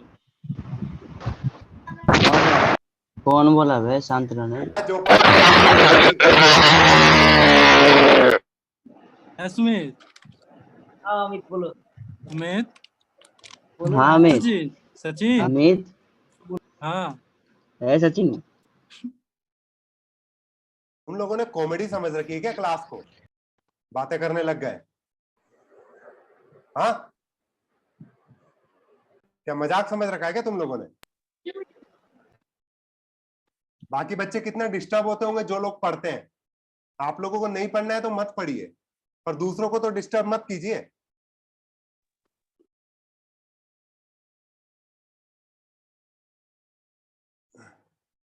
अमन कुमार रोय बेटा, बताइए क्या डाउट है? Good evening sir. आप बोलिए बेटा। सर ये S1 में सर डाउट था, क्वेश्चन नंबर 5, 6, 7। नो सर 7 नहीं, 4, 5, 6। ये आपने यही सॉल्यूशन से नहीं देखे ना बेटा? सर देखे मगर सर क्वेश्चन ही समझ में नहीं आता है सर, कैसे मतलब उसको करेंगे बनाएंगे। पीरियोडिक टेबल की बात कर रहे हो? नहीं नो सर, पुराना। अभी तक पुराना वाला भी नहीं किया क्या आपने? फर्स्ट या सर क्वांटम नंबर था। अब बताइए, ये पहला वाला भी बता चुका हूं मैं, कौन सा वाला पूछ रहे हो बता? 4 5 6 4 वाला भी बता चुका हूँ, 5 वाला भी बता चुका हूँ, 6 वाला भी बता चुका हूँ। पुराने वीडियो लेक्चर देखना बेटा, वहां पे मिल जाएगा आपको, ठीक है? सर क्लास मिस हो गया था सर मेरा 2 तो दिन आ रहे थे बाहर से। आपके पास वीडियो लेक्चर तो है ना, वहां से देखो। मैं बार बार नहीं बता सकता बेटा, बाकी बच्चों को नए नए डाउट होते हैं, उनको पूछना है, आप खुद सोचो, ठीक है? प्रिंस कुमार बताइए बेटा क्या डाउट है, या फिर लास्ट क्लास के लास्ट तक रुको फिर पूछ लेना, ठीक है? प्रिंस कुमार बताइए बेटा क्या डाउट है? सर एक बार थोड़ा डी ब्लॉक कॉन्ट्रैक्शन और नाइट कॉन्ट्रैक्शन एक्सप्लेन कर देते हैं। बताओ आपके हिसाब से क्या है, किसी और को आता है डी ब्लॉक और लेंथेनाइड कॉन्ट्रैक्शन? सर कोई बताना चाहेगा? प्राज्ञ, प्राज्ञ गर्ग? Yes sir. आपको आता है डी ब्लॉक और लेंथेनाइड कॉन्ट्रैक्शन? No sir. कैसी बातें कर रहे हो मियां, अभी तो पढ़ा। कोई और बताना चाहेगा? Yes sir. हाँ बताइए बेटा। हाँ sir. Sir D block contraction में ये होता है कि जो डी का शेप होता है वो डबल डम्बल होता है और डिफ्यूज होता है, जिसकी वजह से वो शील्ड नहीं कर पाता है इलेक्ट्रॉन्स को, तो उसकी जो थीटा की वैल्यू है वो कम हो जाती है और जेड इफेक्टिव का इंक्रीज हो जाता है। तो जिसकी वजह से हम लोग जो रूल पढ़ते हैं कि जब टॉप से बॉटम आते हैं ग्रुप में तो वो जो एटॉमिक रेडियस है वो इंक्रीज होता है, बट ये इस जेड इफेक्टिव की वजह से वो इसका रिवर्स हो जाता है, जिसकी वजह से जो रेडियस है वो डिक्रीज हो जाता है। प्रिंस कुमार समझ में आया बेटा? Yes sir. ठीक है, अब लेंथेनाइड कॉन्ट्रैक्शन कौन बताएगा? लेंथेनाइड में हमें एक डाउट है। नहीं बेटा आप मत बताओ, कोई दूसरा बताएगा। बताओ बेटा। बताएगा? हाँ बताओ। लेंथेनाइड कॉन्ट्रैक्शन में ये होता है कि जैसे जो एलिमेंट्स होते हैं ना वो इंक्रीज होने चाहिए, पर एफ ब्लॉक जैसे अपन 5th से 6th में जाते हैं तो उसमें एफ ब्लॉक आ जाती है। किसमें? 5th में कि 6th में? हेलो सर, आवाज आ रही है? मेरे को आ रही है, आपको आ रही है? सर 6th में आ जाती है। 6th में आ जाती है, ठीक है। हाँ सर आ रही है। तो सर हाँ। तो उसमें एफ ब्लॉक आ जाता है तो उसकी वजह से वो डिक्रीज हो जाती है। क्या तो डिक्रीज स्लाइटली होता है? एफ ब्लॉक की वजह से होता क्या है? कोई और बताएगा? एफ ब्लॉक में शील्डिंग एफ कम ब्लॉक होती है। में शील्डिंग और कम हो जाती है, तो जो सेम चीज डी ब्लॉक कॉन्ट्रैक्शन में होती है वही एफ ब्लॉक कॉन्ट्रैक्शन में भी होती है। शील्डिंग कम हो गई तो उसकी वजह से जेड इफेक्टिव बढ़ गया और रेडियस कम हो गई। उतनी कम नहीं हुई कि आपकी थेलियम से इंडियम की कम हो गई, मतलब थेलियम की इंडियम से कम हो गई, उतनी कम नहीं हुई, पर थेलियम की बहुत बड़ी होनी चाहिए थी, फिर भी लाके उसको ऑलमोस्ट इंडियम के बराबर कर दिया। Slightly equal. प्रिंस बेटा समझ में आया? Yes sir. बाकी चीज दोबारा रिवाइज करना, आज होमवर्क कुछ भी नहीं है, अगली क्लास अलग होगी, देखो बेटा। Sir hello sir. हाँ बोलिए बेटा। सर जब हम लोग जैसे इलेक्ट्रॉनिक कॉन्फ़िगरेशन करते हैं तो अगर हम लोग लैंथनम को लें तो लैंथनम जो है 6 पीरियड का है, मतलब इससे पहले जो वो नोबल गैस आएगी वो जेनॉन होती है। तो जो मेथड आपने सिखाया था इससे करने का, तो उस हिसाब से जब जेनॉन के बाद हम लोग 6s लिखेंगे, फिर 4f आएगा, then 5d and then 6p आएगा। तो 6s में 2 इलेक्ट्रॉन चले जाएंगे और उसके बाद जो एक इलेक्ट्रॉन सर बचेगा वो 4f में जाना चाहिए, तो 4f नहीं की जाना जगह वो चाहिए। d में क्यों जाता है? मैंने बोला था आपसे, एक चीज बोली थी कि ये जो मैं तरीका बता रहा हूँ ये केवल ग्रुप फाइंड करने के लिए है, ये एग्जैक्ट इलेक्ट्रॉनिक कॉन्फ़िगरेशन नहीं बताएगा। कई बार बताएगा पर कई बार ये गलतियां करवा देता है आपसे, ठीक है? तो आपको जो ऑलरेडी इलेक्ट्रॉनिक कॉन्फ़िगरेशन है वो कुछ चीजों के आपको ध्यान रखने पड़ेंगे कि इनमें ये होता है, जैसे लेंथेनाइड और एक्टिनाइड में पहला इलेक्ट्रॉन d ऑर्बिटल में जाता है, ठीक है? Yes sir, okay sir. Shreyas Vijay Kamat बोले बेटा। श्रेयस। Hello sir. हाँ बोलिए बेटा, क्या डाउट है? सर वो हम एलिमेंट्स को फाइंड करते थे पीरियोडिक टेबल में। हाँ। वो सर लास्ट इनर्ट गैस से एटॉमिक नंबर को माइनस करते थे। हाँ, लास्ट इनर्ट गेट के एटॉमिक नंबर से नया अपना जो एटॉमिक नंबर है उसको माइनस कर देते हैं, ठीक है। हाँ सर, तो वो हम हेलियम की पोजीशन कैसे फाइंड आउट कर सकते हैं? मतलब तो हेलियम तो फर्स्ट इनर्ट गैस है ना? बेटा हीलियम, आप भी क्या एक्सेप्शनल सवाल पूछ रहे हो मेरे से। हीलियम का तो आपको भी पता है, ये तो अपने Yes, द्वारा बनाई गई ट्रिक्स है ना बेटा, ये कोई मतलब समझ रहे ना, ये तो अपने Yes, द्वारा आपको सहूलियत हो इस वजह से हम लोगों ने बनाई है, ठीक है। Okay sir, thank you sir. Shubham Kumar Jaiswal, बताइए बेटा क्या डाउट है। सर आपने जो कर्व बनाया था वो शो कर दिए, छूट गया था, उसको बना लेते। कौन सा वाला? सर जो ग्राफ एक बनाए थे पीरियड में ग्राफ बनाया था। सर, ऑफलाइन में क्लास आप ही लीजिएगा क्या? देखते हैं बेटा क्या होता है। आप ही पढ़ाइएगा सर, अच्छा है फिर हम ओके, थैंक यू। हाँ, कौन नए नए मास्टर से डील करेगा, एक से ही माथा फोड़ी हो जाए वही होता है। ऑनलाइन तो आप ही पढ़ाओगे ना सर? अच्छा सर, यस मंडे सर, को छुट्टी रहेगी। उसके बाद यस सर भी बोल रहे हो, गजब यार। सर आप बहुत अच्छा पढ़ाते हो सर, आप ही पढ़ाना sir please sir. Sir Monday को छुट्टी रहेगी। देखो बेटा मंडे को शायद छुट्टी है, आपको ब्रेक दिया जा रहा है, देखते हैं अभी टाइम टेबल आ रहा है। सर आईडी कार्ड वगैरह कब मिलेगा? थोड़ा माइक दूर रखो, बताइए, माइक दूर रख के बोलो बेटा। सर आईडी कार्ड वगैरह कब मिलेगा? सब मिल जाएगा, यहाँ पे आओ तो सही। आईडी कार्ड से तो मिल रहा है, आकर के ले लो फिर। ले लो सर रेट का जो थर्ड ऑनलाइन तो आप ही पढ़ाओगे ना सर? पहले डाउट क्लियर कर लेते हैं फिर देखिए। अंकित राज बेटा बताइए क्या डाउट है। Hello sir. हाँ सर मुझे ये ग्राउंड स्टेट में थोड़ा कंसेप्ट थोड़ा मुझे डाउट था सर। किसका? ये ग्राउंड स्टेट कंसेप्ट कौन सा वाला? सर चैप्टर बताओ बेटा कौन सा वाला, मेरे को सुनाई में नहीं दे रहा। अरे ग्राउंड स्टेट कॉन्सेप्ट पूछ रहे हैं। कौन सा वाला पूछो दोबारा बेटा। Sir ground state concept. अच्छा, ग्राउंड स्टेट इलेक्ट्रॉनिक कॉन्फ़िगरेशन की ground state concept. Ground state concept. Ground state concept. जी सर।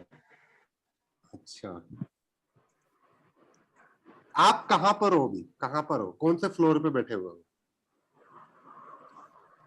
मैं ग्राउंड स्टेट में हूँ। मैं अभी ग्राउंड स्टेट नहीं, आप जहां पर भी रहोगे वो ग्राउंड स्टेट रहेगी। आप यूं समझो कि किसी का घर समुद्र की 300 मीटर की ऊंचाई पे बना हुआ है, किसी का घर 500 मीटर की ऊंचाई पे बना हुआ है, दोनों की पोटेंशियल एनर्जी अलग अलग है, पर घर तो घर है, तो इनकी ये लोग यहीं पर रहते हैं। अब इनका पूरा शहर यूं समझो कि 500 मीटर की ऊंचाई पर है और इनका पूरा शहर 300 मीटर की ऊंचाई पर है, तो क्या इनकी ग्राउंड स्टेट अलग है, इनकी ग्राउंड स्टेट अलग है? पर है तो दोनों के लिए ग्राउंड स्टेट ही। नहीं समझे? जी सर। अभी पूरा नहीं समझा, अभी मैंने पूरी बात बताई भी नहीं। सुनो कि ग्राउंड स्टेट का मतलब एक नॉर्मल स्टेट होती है। अभी जैसे आपने 1s2 2s2 2p6 लिखा, तो इस वाले इलेक्ट्रॉन की ग्राउंड स्टेट क्या है? जहां 2p में है वही ग्राउंड स्टेट है। ये एक्साइटेड थोड़े ना है, ये एक्साइटेड तब होगा जब अपनी नेचुरल पोजीशन छोड़कर कहीं दूर जाके बस जाइए। नहीं समझे? सर थोड़ा थोड़ा समझा था। थोड़े थोड़े समझे ना। इसमें यूं देखो कि कल आपको इलेक्ट्रॉनिक कॉन्फ़िगरेशन दिए गए थे 1s2 2s1 2p3 है ना, 2s 3s2 ये दिए गया था, ठीक है। तो ग्राउंड स्टेट इलेक्ट्रॉनिक कॉन्फ़िगरेशन है कि एक्साइटेड स्टेट इलेक्ट्रॉनिक कॉन्फ़िगरेशन है? ग्राउंड सर ये एक्साइटेड स्टेट। एक्साइटेड स्टेट है, क्योंकि यहां पर क्या हुआ होगा कि इलेक्ट्रॉन अभी भी नीचे आ सकते हैं, इलेक्ट्रॉन सिस्टम की एनर्जी कम हो सकती है। 2s2 2p4 यहां पर एनर्जी कम होगी ना कंपेयर टू दिस। सर तो ग्राउंड स्टेट मतलब मिनिमम एनर्जी की स्टेट। ठीक है, मिनिमम एनर्जी की। अब वो डिफरेंट डिफरेंट इलेक्ट्रॉन्स के लिए मिनिमम कुछ हो सकता है, पर ग्राउंड स्टेट हुई मिनिमम एनर्जी की स्टेट, और एक्साइटेड स्टेट उससे हायर। ठीक है, अब आपको सवाल में दिक्कत आई होगी हाइड्रोजन एटम के लिए, नहीं हाइड्रोजन माइनस के लिए। हो रहा है, मेरे हो रहा है, मैं तो नहीं करता। 4 बजे। Hello sir. रुको, कुछ कुछ लोग हैं यार, माइक बंद करते ही नहीं, भगवान जाने इनके सिस्टम में गड़बड़ी है क्या। ठीक है, हाँ, अब यूं समझो कि H माइनस में इश्यू आया होगा, तो H माइनस में आपके इलेक्ट्रॉन जाएंगे 1s2। तो जेई एडवांस का थर्ड क्वेश्चन था 1s2। तो बताओ ग्राउंड स्टेट क्या होगी इसमें? सर ये 1s से ऊपर वाली स्टेट कौन सी होगी? 2s। यस। फिर उसके बाद 2p। तो ये सीढ़ियों जैसा नजर नहीं आ रहा कि ये ग्राउंड फ्लोर, ये फर्स्ट। Yes sir. तो ये क्या बोलोगे? Ground floor, ground state, first excited state, और ये सेकंड एक्साइटेड स्टेट। जब आप एटॉमिक स्ट्रक्चर पढ़ते हो ना, तब वहां पे डिटेल में आती है चीजें। नहीं सर, आपने आप बोलिए, बोलिए। Thank you sir. सर हो गया डाउट मेरा। अंकित राज बताइए बेटा, क्या doubt? Sir D block element में बैलेंस इलेक्ट्रॉन का फॉर्म बता दीजिए तो।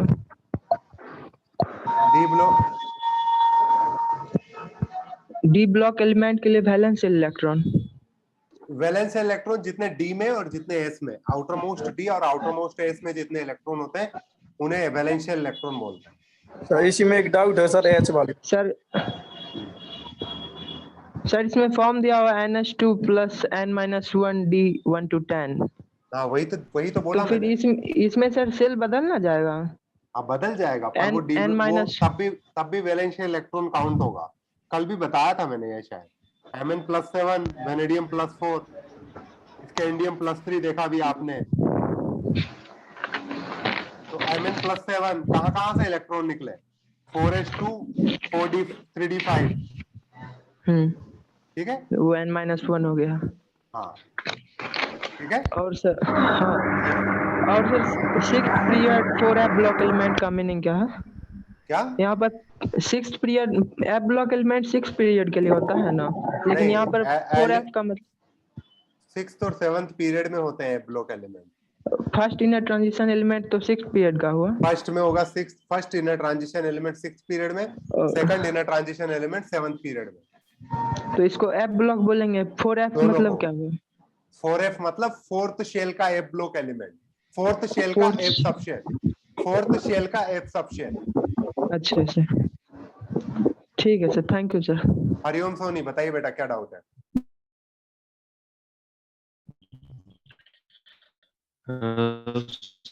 सर बताइए। ये bridging elemental relationship Mendel periodic याद करना है बेटा, जितने ब्रिजिंग एलिमेंट है डायगोनल रिलेशनशिप याद करनी है। नहीं सर, रिलेशन में होता क्या है? जैसे डायगोनल रिलेशनशिप में साइज ऑलमोस्ट सेम होता है। ठीक है, कई सारी प्रॉपर्टीज हीटिंग होने पर कई सारे ऑक्साइड्स वगैरह सिमिलर तरीके के होते हैं। आगे पढ़ोगे धीरे धीरे, डायगोनल रिलेशनशिप की प्रॉपर्टीज आगे आती है आपके। ठीक है, अच्छा।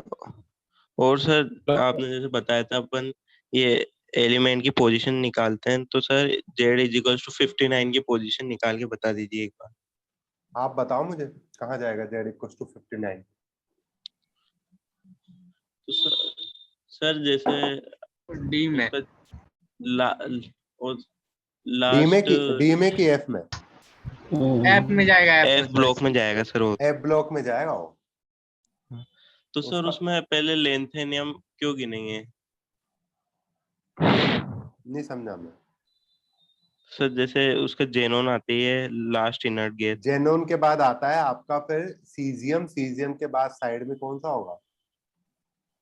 बेरियम बेरियम बेरियम बेरियम के बाद फिर लेंथनम, फिर लेंथनम के बाद एक एलिमेंट आएगा सीरियम सीरियम सीई, वो होगा 54। अच्छा सर ओ सर, जैसे आपने बताया था वो एक hypothetical element 16 Z is equals to 164, तो उसका ग्रुप और पीरियड क्या रहता है? क्या जेड इज इक्वल्स टू 164 का ग्रुप और पीरियड क्या रहता है? जेड इक्वल्स टू 164 का ग्रुप और पीरियड। अब देखो बेटा 164 थोड़ा हाइपोथेटिकल क्वेश्चन होता है, मैंने करवाया तो है नो डाउट आपको, पर उसमें आपको ये जानना पड़ेगा कि पीरियोडिक टेबल किस तरीके से बनती है, उस पर डिपेंड करेगा, क्योंकि जी सबशेल आ जाएगा। नहीं समझे मैंने क्या बताया था आपको 164 का लास्ट एलिमेंट होता है Imaginary, ओजी सर सर एक बार 113 फिर से बता दीजिए 164 का है ना, 118 का ओगिनसन, यस सर फिर जिसके बाद 50 जुड़ेंगे जिसमें आपका 168 होएगा, 168 से जस्ट 4 कम। नहीं समझे 168 से 4 कम मतलब आपका 46 आपका हो जाएगा ये 8th ग्रुप। नहीं वंस आपका पी ब्लॉक में आएगा ना बेटा, सोचो ना पी ब्लॉक में ये सर यहाँ पे 168 हो गया तो 167 166 164 और फिर जिसके बाद आएगा यहाँ पर 160 नहीं 165 एंड 164, ये आएगा 18th 17th 16th 15th and 14 group का। ठीक है कार्बन वाले का, तो उसके नीचे आएगा ये नीचे। ठीक है प्रत्याक्ष बना, बताइए बेटा क्या डाउट। ओ सर हाँ बताइए सर, एक और डाउट है। हाँ सर थोरियम एफ ब्लॉक में आता है कि डी ब्लॉक में आता है? थोरियम एफ ब्लॉक में आता है बेटा, एक्सेप्शन के तौर पे कराया था मैंने। अच्छा ठीक है थैंक यू। प्रत्यक्ष बना, बताइए बेटा क्या सर डाउट। मैं बोलूं? प्रत्यक्ष बोलिए। हाँ सर आपने वो एक लाइन लिखाई थी, due to free electrons lustreness is present in metals. Sir ये समझा दीजिए। जब free electron travel free electron होते हैं ना, तो उनके मतलब उन इलेक्ट्रॉन्स की वजह से मेटल के अंदर चमक आती है। ठीक है क्योंकि वो इतने इजीली एक्साइटेबल बाहर निकल सकते हैं वो एलिमेंट से कि मतलब इजीली एनर्जी अब्सॉर्ब करके एनर्जी रिलीज कर देते हैं, तो उस वजह से वो रेडिएशन हल्की चमक इमिट करते हैं। ठीक है कुछ ऐसा ही रीजन होता है एटॉमिक स्ट्रक्चर से। सर इनऑर्गेनिक में कौन कौन से चैप्टर होते हैं? इसके बाद आपका केमिकल बॉन्डिंग आएगा पीरियोडिक के बाद में। ठीक है फिर अगले साल पढ़ोगे आप chemical bonding, coordination, metallurgy, SPDF block, hydrogen, environment chemistry. Sir organic chemistry नहीं आएगा? ऑर्गेनिक अलग से पढ़ाया जाता था। कार्तिक गुप्ता बताइए बेटा क्या डाउट है। कार्तिक गुप्ता बताइए बेटा क्या डाउट और था एक में। हाँ पूछिए बेटा। सर वो क्या होता है, वो डाउट अब नहीं है, वो क्लियर हो गया है। ठीक है सर हाँ बताइए। सर जो डायगोनल रिलेशनशिप होती है वो मेनली सेकेंड और थर्ड ग्रुप में क्यों होती है सर? सेकेंड और थर्ड पीरियड में क्यों होती? सेकंड और थर्ड पीरियड में ही क्यों होती है? Size by charge by size का रेशियो सेम होना चाहिए इनके लिए ऑलमोस्ट, मेरे हिसाब से वो रीजन है। साइज चार्ज बाई साइज का रेशियो ऑलमोस्ट सिमिलर होगा second by third, I think so, इस वजह से। नहीं समझे? मैं बताता हूँ कल, इसको थोड़ा सर्च करके फिर अगले क्लास में डिस्कस करते हैं। ठीक है बेटा। सर शिल्डिंग ऑर्डर थोड़ा सा एक्सप्लेन कर दीजिएगा। सर शिल्डिंग ऑर्डर कौन सा बेटा? सर शिल्डिंग का डिफिनेशन क्या होता है, मतलब उसका एक्चुअल मीनिंग सर? ये बताया था मैंने, कोई बताएगा मुझे शिल्डिंग का एक्चुअल डेफिनेशन क्या होता है? इलेक्ट्रॉन्स को रोकना। इलेक्ट्रॉन्स को इलेक्ट्रॉन रिपल्सन करता है, सेल से बाहर जाना। अब मैं बताता हूँ रुको। आपका जो बाहर वाला इलेक्ट्रॉन है उसको अंदर वाले इलेक्ट्रॉन न्यूक्लियस के अट्रैक्शन से रोकते हैं। न्यूक्लियस का अट्रैक्शन तो होगा, पर वो क्या कर रहे हैं, साथ में साथ उस इलेक्ट्रॉन को रिपेल भी कर रहे हैं। उस रिपल्शन की वजह से वो इलेक्ट्रॉन पर जो नेट, उस इलेक्ट्रॉन पर जो नेट जेड इफेक्टिव है, जो नेट न्यूक्लियर का चार्ज है वो कम फील होगा। ठीक है, वो नेट न्यूक्लियस का चार्ज जो फील हो रहा है कम होगा, क्योंकि अंदर से रिपल्शन भी आ रहा है। अट्रैक्शन तो आ रहा है, रिपल्शन भी आ रहा है। वो नेट कम फील होने वाले को ही जेड इफेक्टिव बोलते हैं। और जितना रिपल्शन आता है, जितना प्रोटेक्शन मिलता है, उसको शील्डिंग बोला जाता है। ठीक है,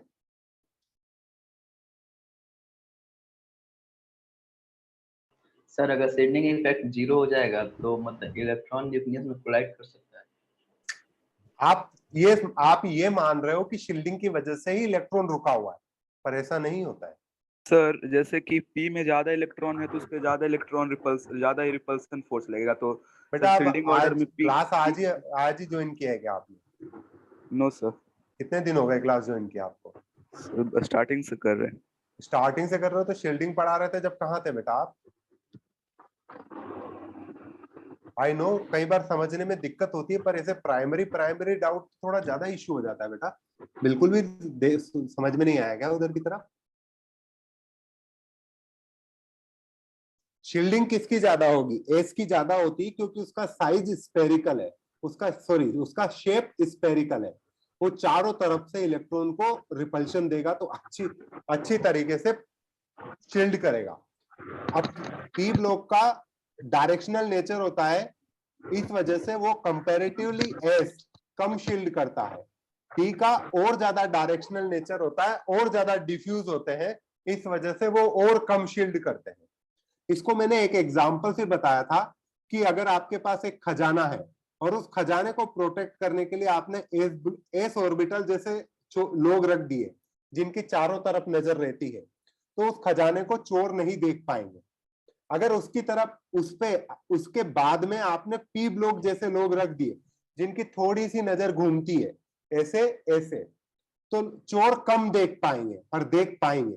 अगर डी वाले देख ली जिनकी थोड़ी थोड़ी नजर घूमती है, ज्यादा नहीं घूमती, तो वो चोर उस खजाने की तरफ ज्यादा नजर रखेंगे। कुछ ऐसा ही सीन है यहाँ पे। एफ के साथ क्या होता? एफ के साथ क्या होता? चोरी हो जाएगा। सीधा देखेगा सिर्फ। अब देखा नहीं क्या? चोरी तो हो गए, डाउन कर दिया ना उसे, सिक्योरिटी कम हो गई। सर हाँ, अरे रेस 6 में क्वेश्चन नंबर 8 का ऑप्शन टी में सर थोड़ा डाउट था सर। रेस 6 के क्वेश्चन नंबर 8 के ऑप्शन टी में क्या डाउट है? वैलेंशियल इलेक्ट्रॉन लेस ग्रेटर देन और इक्वल टू 3। ये सबके लिए बता रखा है मैंने बेटा। इनका ग्राउंड स्टेट इलेक्ट्रॉनिक कॉन्फ़िगरेशन लिखो, फिर आप उनके वैलेंशियल इलेक्ट्रॉन काउंट कर लो।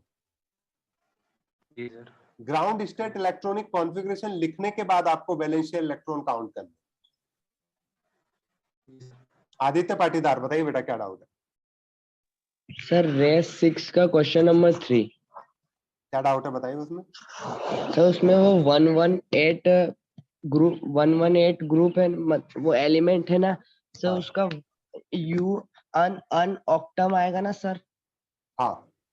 तो सर आंसर शीट में अन सेप्टम दे रखा है। तो वो 118 का पूछ रहा है कि किसी और का पूछ रहा है? 118 सर वो 118 से पिछले का पूछ रहा है। ढंग से पढ़ो बेटा, उसे क्या पूछ रहा है। Atomic number of the inert gas off 7th period is 118, which is correct IUPAC name of the last element of halogen family in the 7th period. Halogen family in noble gas की family के just बगल में होती है। तो वो 117 का पूछ रहा है आपसे। Okay sir, thank you sir. और सर संडे को मटेरियल मिल जाएगा? देख लो यार, यहाँ आके मिल जाना चाहिए। मिल जाएगा सर? मिल जाएगा। Okay sir, thank you sir. Shivam Kumar बताइए बेटा क्या डाउट है? सर हो गया सर, डाउट क्लियर हो गया। उत्कर्ष त्रिपाठी बताइए बेटा क्या डाउट है? सर ये डाउट था कि 4F1 जो सर ये क्वांटम नंबर ये एग्जिस्ट क्यों नहीं करता? 4F1 मतलब? सर जैसे 4F1 सर अगर कहीं आना हो रहा है सर तो exist उसकी जगह करेगा सर सर वही तो सर मैं अपनी पीरियोडिक टेबल में देख रहा हूँ सर लेंथनम का होना चाहिए था लेकिन 5D1 है 4F, अरे वो हाँ। एग्जिस्ट नहीं करता है क्योंकि आपका पीरियोडिक टेबल ही उसी तरीके से बनाया गया है। लेंथनम को पहले रखा, फिर एफ ब्लॉक लाए, फिर जिसके बाद हाफनियम आया। तो सर 4F1 क्यों नहीं एग्जिस्ट कर रहा जैसे बाकी सब एक्सेप्शंस के लिए तो कोई रूल आ जा रहा था। सीरियम का क्या आ रहा है? सीरियम का क्या है इलेक्ट्रॉनिक कॉन्फ़िगरेशन? सर सीरियम में 4F2 और 6S2 है। Xenon 4F2 6S2। पक्का? हाँ सर। कहाँ पे देखा आपने? सर सामने पीरियोडिक टेबल। हाँ सर सही है। 4F2 दिया हुआ है। 4F2 6S2 CERIUM मेरे में भी। मेरे में 4F1 6, इसका इलेक्ट्रॉनिक कॉन्फ़िगरेशन देखना पड़ेगा। सर 4F1 एग्जिस्ट ही नहीं कर रहा सर, वही तो मैं पूछ रहा हूँ।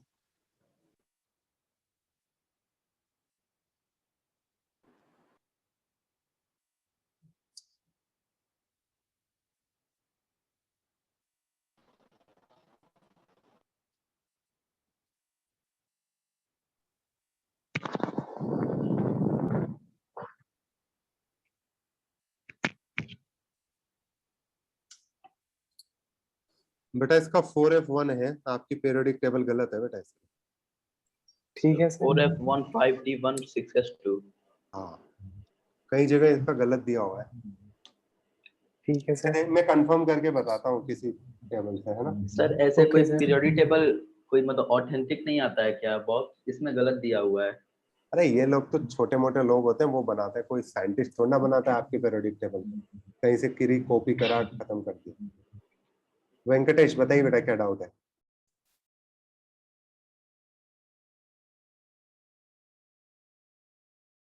उमा बेटा बताइए क्या डाउट है? उमा। सर इस वन का क्वेश्चन नंबर 3 यहाँ पे बोला गया है कि how many elements are possible for the first period of periodic table if L equals to 0 to n+1। ये तो चीज सर करी थी ना हमें अपन ई ने। सॉल्यूशन देख रखा है सर, तो electronic configuration sir 1s2 2p6 2s2 उसके बाद फिर से 1d10 आ रहा है सर। तो सर फर्स्ट पीरियड में तो 1 1 रहेगा, मतलब सेल नंबर 1 ही रहेगा, तो सर 1d क्यों नहीं आ रहा है सर? वही आब्बाओ रूल के अकॉर्डिंग अरेंज होता है बेटा। 1 1 1 की जरूरत नहीं है वहां पे, आब्बाओ रूल के अकॉर्डिंग अरेंज होता है। जैसे आप अपनी नॉर्मल पीरियोडिक टेबल देखते होंगे अपने यूनिवर्स में, आपके 3D स्टार्ट कौन से पीरियड में स्टार्ट होता है? 3D फोर्थ पीरियड में ना, थर्ड पीरियड में थोड़ा ना स्टार्ट होता है। 4s2 3D आता है ना, उसी तरीके से यहाँ पर होगा। आपको n+l रूल लगाना पड़ेगा, ऐसी टेबल बनानी पड़ेगी। ठीक है, ये वाली टेबल बनानी पड़ेगी आप। ठीक है? ठीक है सर। हाँ, रोकी बताइए, रोकी मोंडल। हाँ बोल रहा हूँ सर वो electronic condense form of electronic configuration लिखने के लिए नोबल गैस का कॉन्फ़िगरेशन क्यों लिखना पड़ता है सर? लास्ट, क्योंकि नोबल गैस एक स्टैंडर्ड बन जाता है। नोबल गैस खत्म हुई, नया पीरियड स्टार्ट हुआ, तो केवल नए पीरियड का लिखो और लास्ट नोबल गैस तक आप अज्यूम कर सकते हो कि आपको आता है, क्योंकि सब ऑर्बिटल, यूं समझो कि नोबल गैस में सब ऑर्बिटल फिल होते हैं जितने भी आते हैं। आपके क्या हरदम लिखना पड़ेगा सर? क्या सिर्फ कंडेंस फॉर्म जब लिखेंगे तभी लिखना पड़ेगा नोबल गैस वाला? Condense form of electronic configuration जो नोबल गैस की तरह से लिखते हो ना, वही कंडेंस फॉर्म है। नहीं समझे? अभी जैसे आपको लिथियम का लिखना है, सॉरी, अगर लिथियम का लिखना है तो आप क्या लिखते हो? Helium 2s1। ठीक है, तो ये condense form of electronic configuration.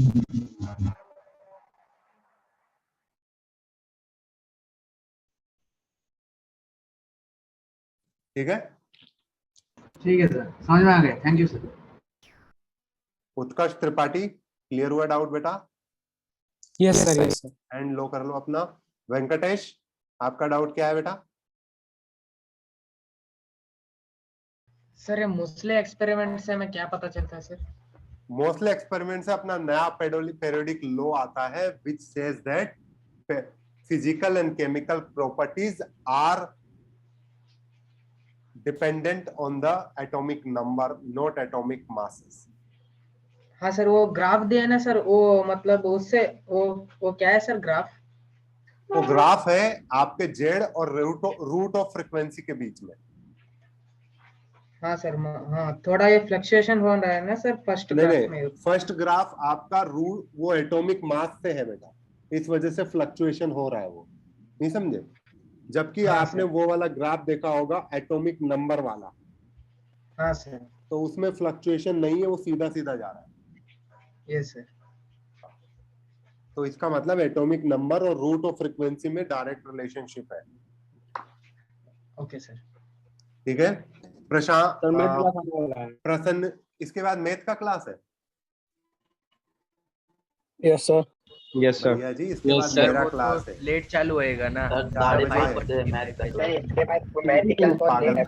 किसको पागल बना रहे हो यार तुम लोग?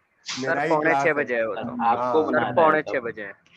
प्रसन्न दीक्षित बताइए बेटा, क्या क्या डाउट है? जाना है तो चले जाओ, मेरे को कोई इश्यू नहीं है, चले जाओ यहाँ से अगर नहीं डाउट है, कुछ नहीं है। प्रसन्न दीक्षित बताइए बेटा क्या डाउट है? सर हम लोग का जो कोर्स है क्या उनके बराबर हो गया है जो नर्चर 1 से पढ़ रहे हैं, हम लोग तो नर्चर 7 है। ये नर्चर आपका जो टारगेट है वो हमको दिया गया था कि आपकी ऑफलाइन क्लासेस होने वाली है ना कुछ लोगों की, उसके इस टारगेट तक कंप्लीट कर दो, तो फिर आपका एक इंस्टीट्यूशन फिर हैंडल करेगा कि किस बेच में रखना है, क्या करना है, ऐसे एक टारगेट कंप्लीट करना था मैंने। सर ऑफलाइन में एक दिन में कितने क्लास होंगे? सर हमारा टारगेट कंप्लीट हो गया सर, इतना ही। नहीं, इसके बाद ऑफलाइन क्लासेस में स्टार्ट होगी, देखो कितनी क्लासेस होती है। आर्यन कुमार बताइए बेटा क्या डाउट है? ऑनलाइन का इतना ही टारगेट था सर। सर नहीं ऐसी बात नहीं है, ये तो केवल 5 तारीख तक का टारगेट था। बताइए बेटा आर्यन। सर रे 6 का क्वेश्चन नंबर 10। क्या डाउट है इसमें? सर मतलब कि समझ नहीं आ रहा करना कैसे। इसमें क्या दिक्कत है बेटा? इसने पूछा what is the value of n। सही में आपने इसको ट्राई भी किया है क्या? सर किया लेकिन उतना अच्छे से समझ क्या नहीं बोल आया। रहा है वो? What is the value of n plus l for the unpaired electron in an atom of an element which is present in the third period of the element कहाँ यार वही तो। शिवम कुमार बताइए बेटा क्या डाउट है?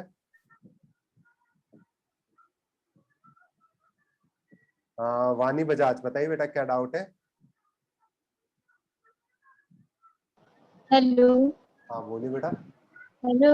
हाँ सर, आज आपने बताया था ना डी ब्लॉक के एलिमेंट्स में इन a group 4th period 3D उसमें 30 to 40% जेड इफेक्टिव इंक्रीज कैसे कर रहा है? 30 से 40% जेड इफेक्टिव कैसे इंक्रीज कर रहा है? आपको 4D से 5D वाला समझ में आया? No sir. 4D से 5D में बेटा आपके लेंथेनाइड कॉन्ट्रैक्शन लगा, ए ब्लॉक इंट्रोड्यूस हो गया,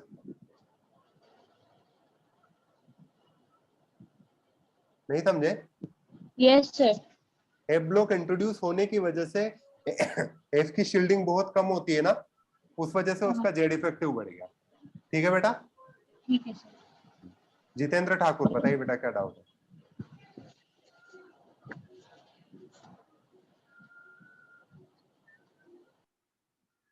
जितेंद्र बेटा बताइए क्या डाउट है? आयुष भुदोलिया बताइए बेटा क्या डाउट है? Sir, we saw an exception in B block 13th group that aluminium's atomic size is slightly greater than gallium's. So, sir, in the same period, in 4th period, sir, germanium, arsenic, and they also have d orbitals. Yeah, they also have a d orbital, but they also have some p orbital electrons. So d orbital contraction nullifies up to that after 13 group. Okay, d orbital contraction nullifies after 13 group. you need not to consider the d orbital contraction after that. Okay. Okay, sir. Sir, and when a metal loses an electron and it becomes a cation, then in the free electrons are there, and in the free electron C level state, lushness comes. So, Yes. sir, in normal state, when the metal is not a cation, there is no lushness. Beta, what you are considering now, the absolute nature of the theory, there is lushness present. It is a basic principle. You can see that in the metals. But why that is present? That the lushness from the electron C, that was the one explanation given by the electron C model. Are you getting my point? Electron C model is just a theory which explains this kind of method to bring out the lushness. This must have been the what electron C model says now. This must have been the reason. That's why the lushness comes. Lushness is there, but what is the reason behind it? The electron C that is present here. Okay, that is the electron C model. So, sir, in normal state, when it is not a cation, we can say No, lushness. you are not getting it. You are not getting the point. Lushness is there. The explanation of the cation and electron C is explained by the electron C model, which is a theoretical concept. There is Yes. no. Are you getting my point? This is a theoretical concept. Yes, sir. Okay. Okay, sir. SK Mohammad बताइए बेटा क्या doubt? Sir 11th में inorganic की NCERT पढ़ना essential है क्या? भी जरूरी है बेटा, पढ़ो। सर ठीक है? जब इलेक्ट्रॉन नेगेटिविटी इंक्रीज करता है तो साइज भी इंक्रीज करता है कि डिक्रीज करता है?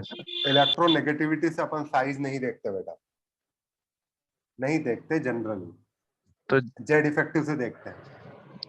इलेक्ट्रोनेगेटिविटी एक इनहेरेंट प्रॉपर्टी नहीं, इलेक्ट्रोनेगेटिविटी एक इनहेरेंट प्रॉपर्टी नहीं है आपकी। इनहेरेंट प्रॉपर्टी नहीं है तो आप साइज नहीं देख सकते। इलेक्ट्रॉन नेगेटिविटी किसी के डेरिवेशन से आती है, जेड इफेक्टिव के डेरिवेशन से, तो जेड इफेक्टिव से आप साइज देखते हो। ठीक है सर 11th के एनसीईआरटी में इनऑर्गेनिक के चैप्टर कौन से हैं सर? पेरियोडिक टेबल पढ़ लो अभी तो। पेरियोडिक टेबल, ठीक है।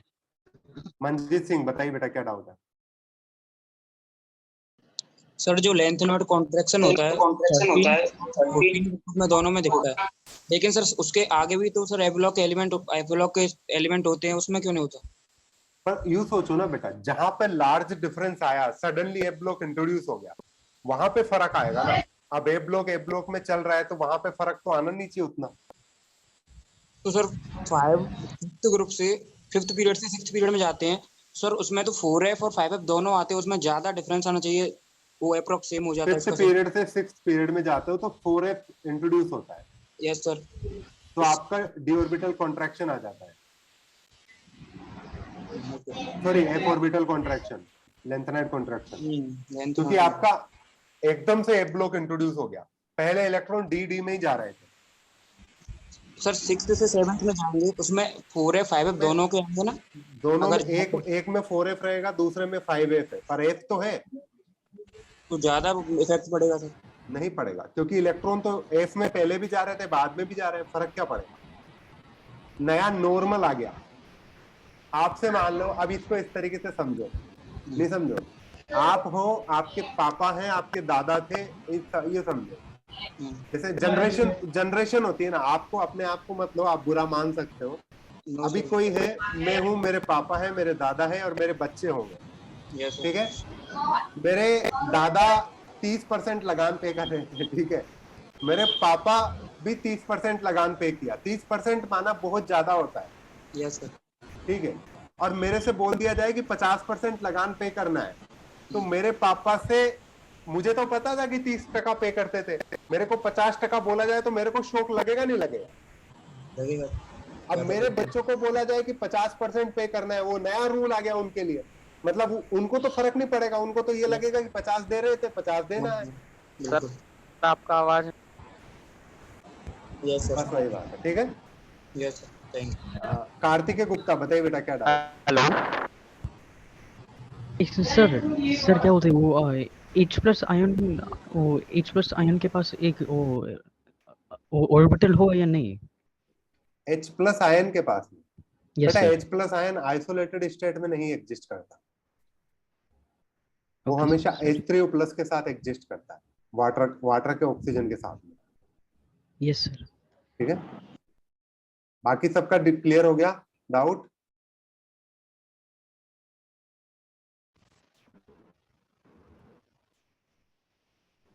No, sir, I have a doubt that कराया है क्या नोट्स में? हाँ नोट्स पढ़ा है ना आज मैंने।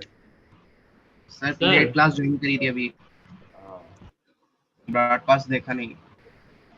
अब देख लो बेटा, ठीक है, लेक्चर देख लेना अभी, ठीक है, टाइम दे रहा हूँ मैं आपको। Sir ionisation sir periodic table कितना देर तक याद करना पड़ेगा सर? क्या पीरियोडिक टेबल जितना हो जाए उतना याद करो। सर हम लोग को Sir. एलिमेंट 36 तक याद करने हैं ना, एटॉमिक नंबर के साथ? पूरे एटॉमिक नंबर के साथ 36 तक याद करने, पर उसके बाद सारी ट्रिक्स पता होनी चाहिए। Sir I have a doubt. Ionisation क्या होता है सर? आयनाइजेशन आपको बाद में पढ़ोगे, अभी इसके बाद नेक्स्ट चैप्टर वही है, ionisation energy. Sir how can we define electron sea theory? This is electron sea theory को कैसे डिफाइन करना है, जो आपने पढ़ी कि इलेक्ट्रॉन लूज करके इलेक्ट्रॉन के सी में मेटल कैटायन की तरह एग्जिस्ट करता है, मेटल कैटायन को कर्नल्स बोलते हैं, बस यही थ्योरी है। ठीक है, ओके सर, थैंक यू। ठीक है, क्लास बंद करते Sir. हैं, आप इसके बाद लेक्चर देख लो। हाँ बोलिए बेटा। सर आज जल्दी कर रहे हैं। क्लास तो अभी शुरू हुई है सर। यार ऐसे ना करो बेटा यार, मैंने सर ब्रॉडकास्ट ऑर्गेनिक केमिस्ट्री भी आप पढ़ाएंगे? देखते हैं बेटा, मैंने ब्रॉडकास्ट कर दिया था बेटा। भगवान से प्रे करो सब ऑफलाइन में भी सर ही पढ़ाए। बेटा मैंने हाँ, broadcast सही कर दिया बात था। है। कितनी देर में आएगा? अगर अभी वीडियो लेक्चर रात में आएगा बेटा, आपको रात में देखना पड़ेगा इसे, ठीक है? Oh shit. Sir organic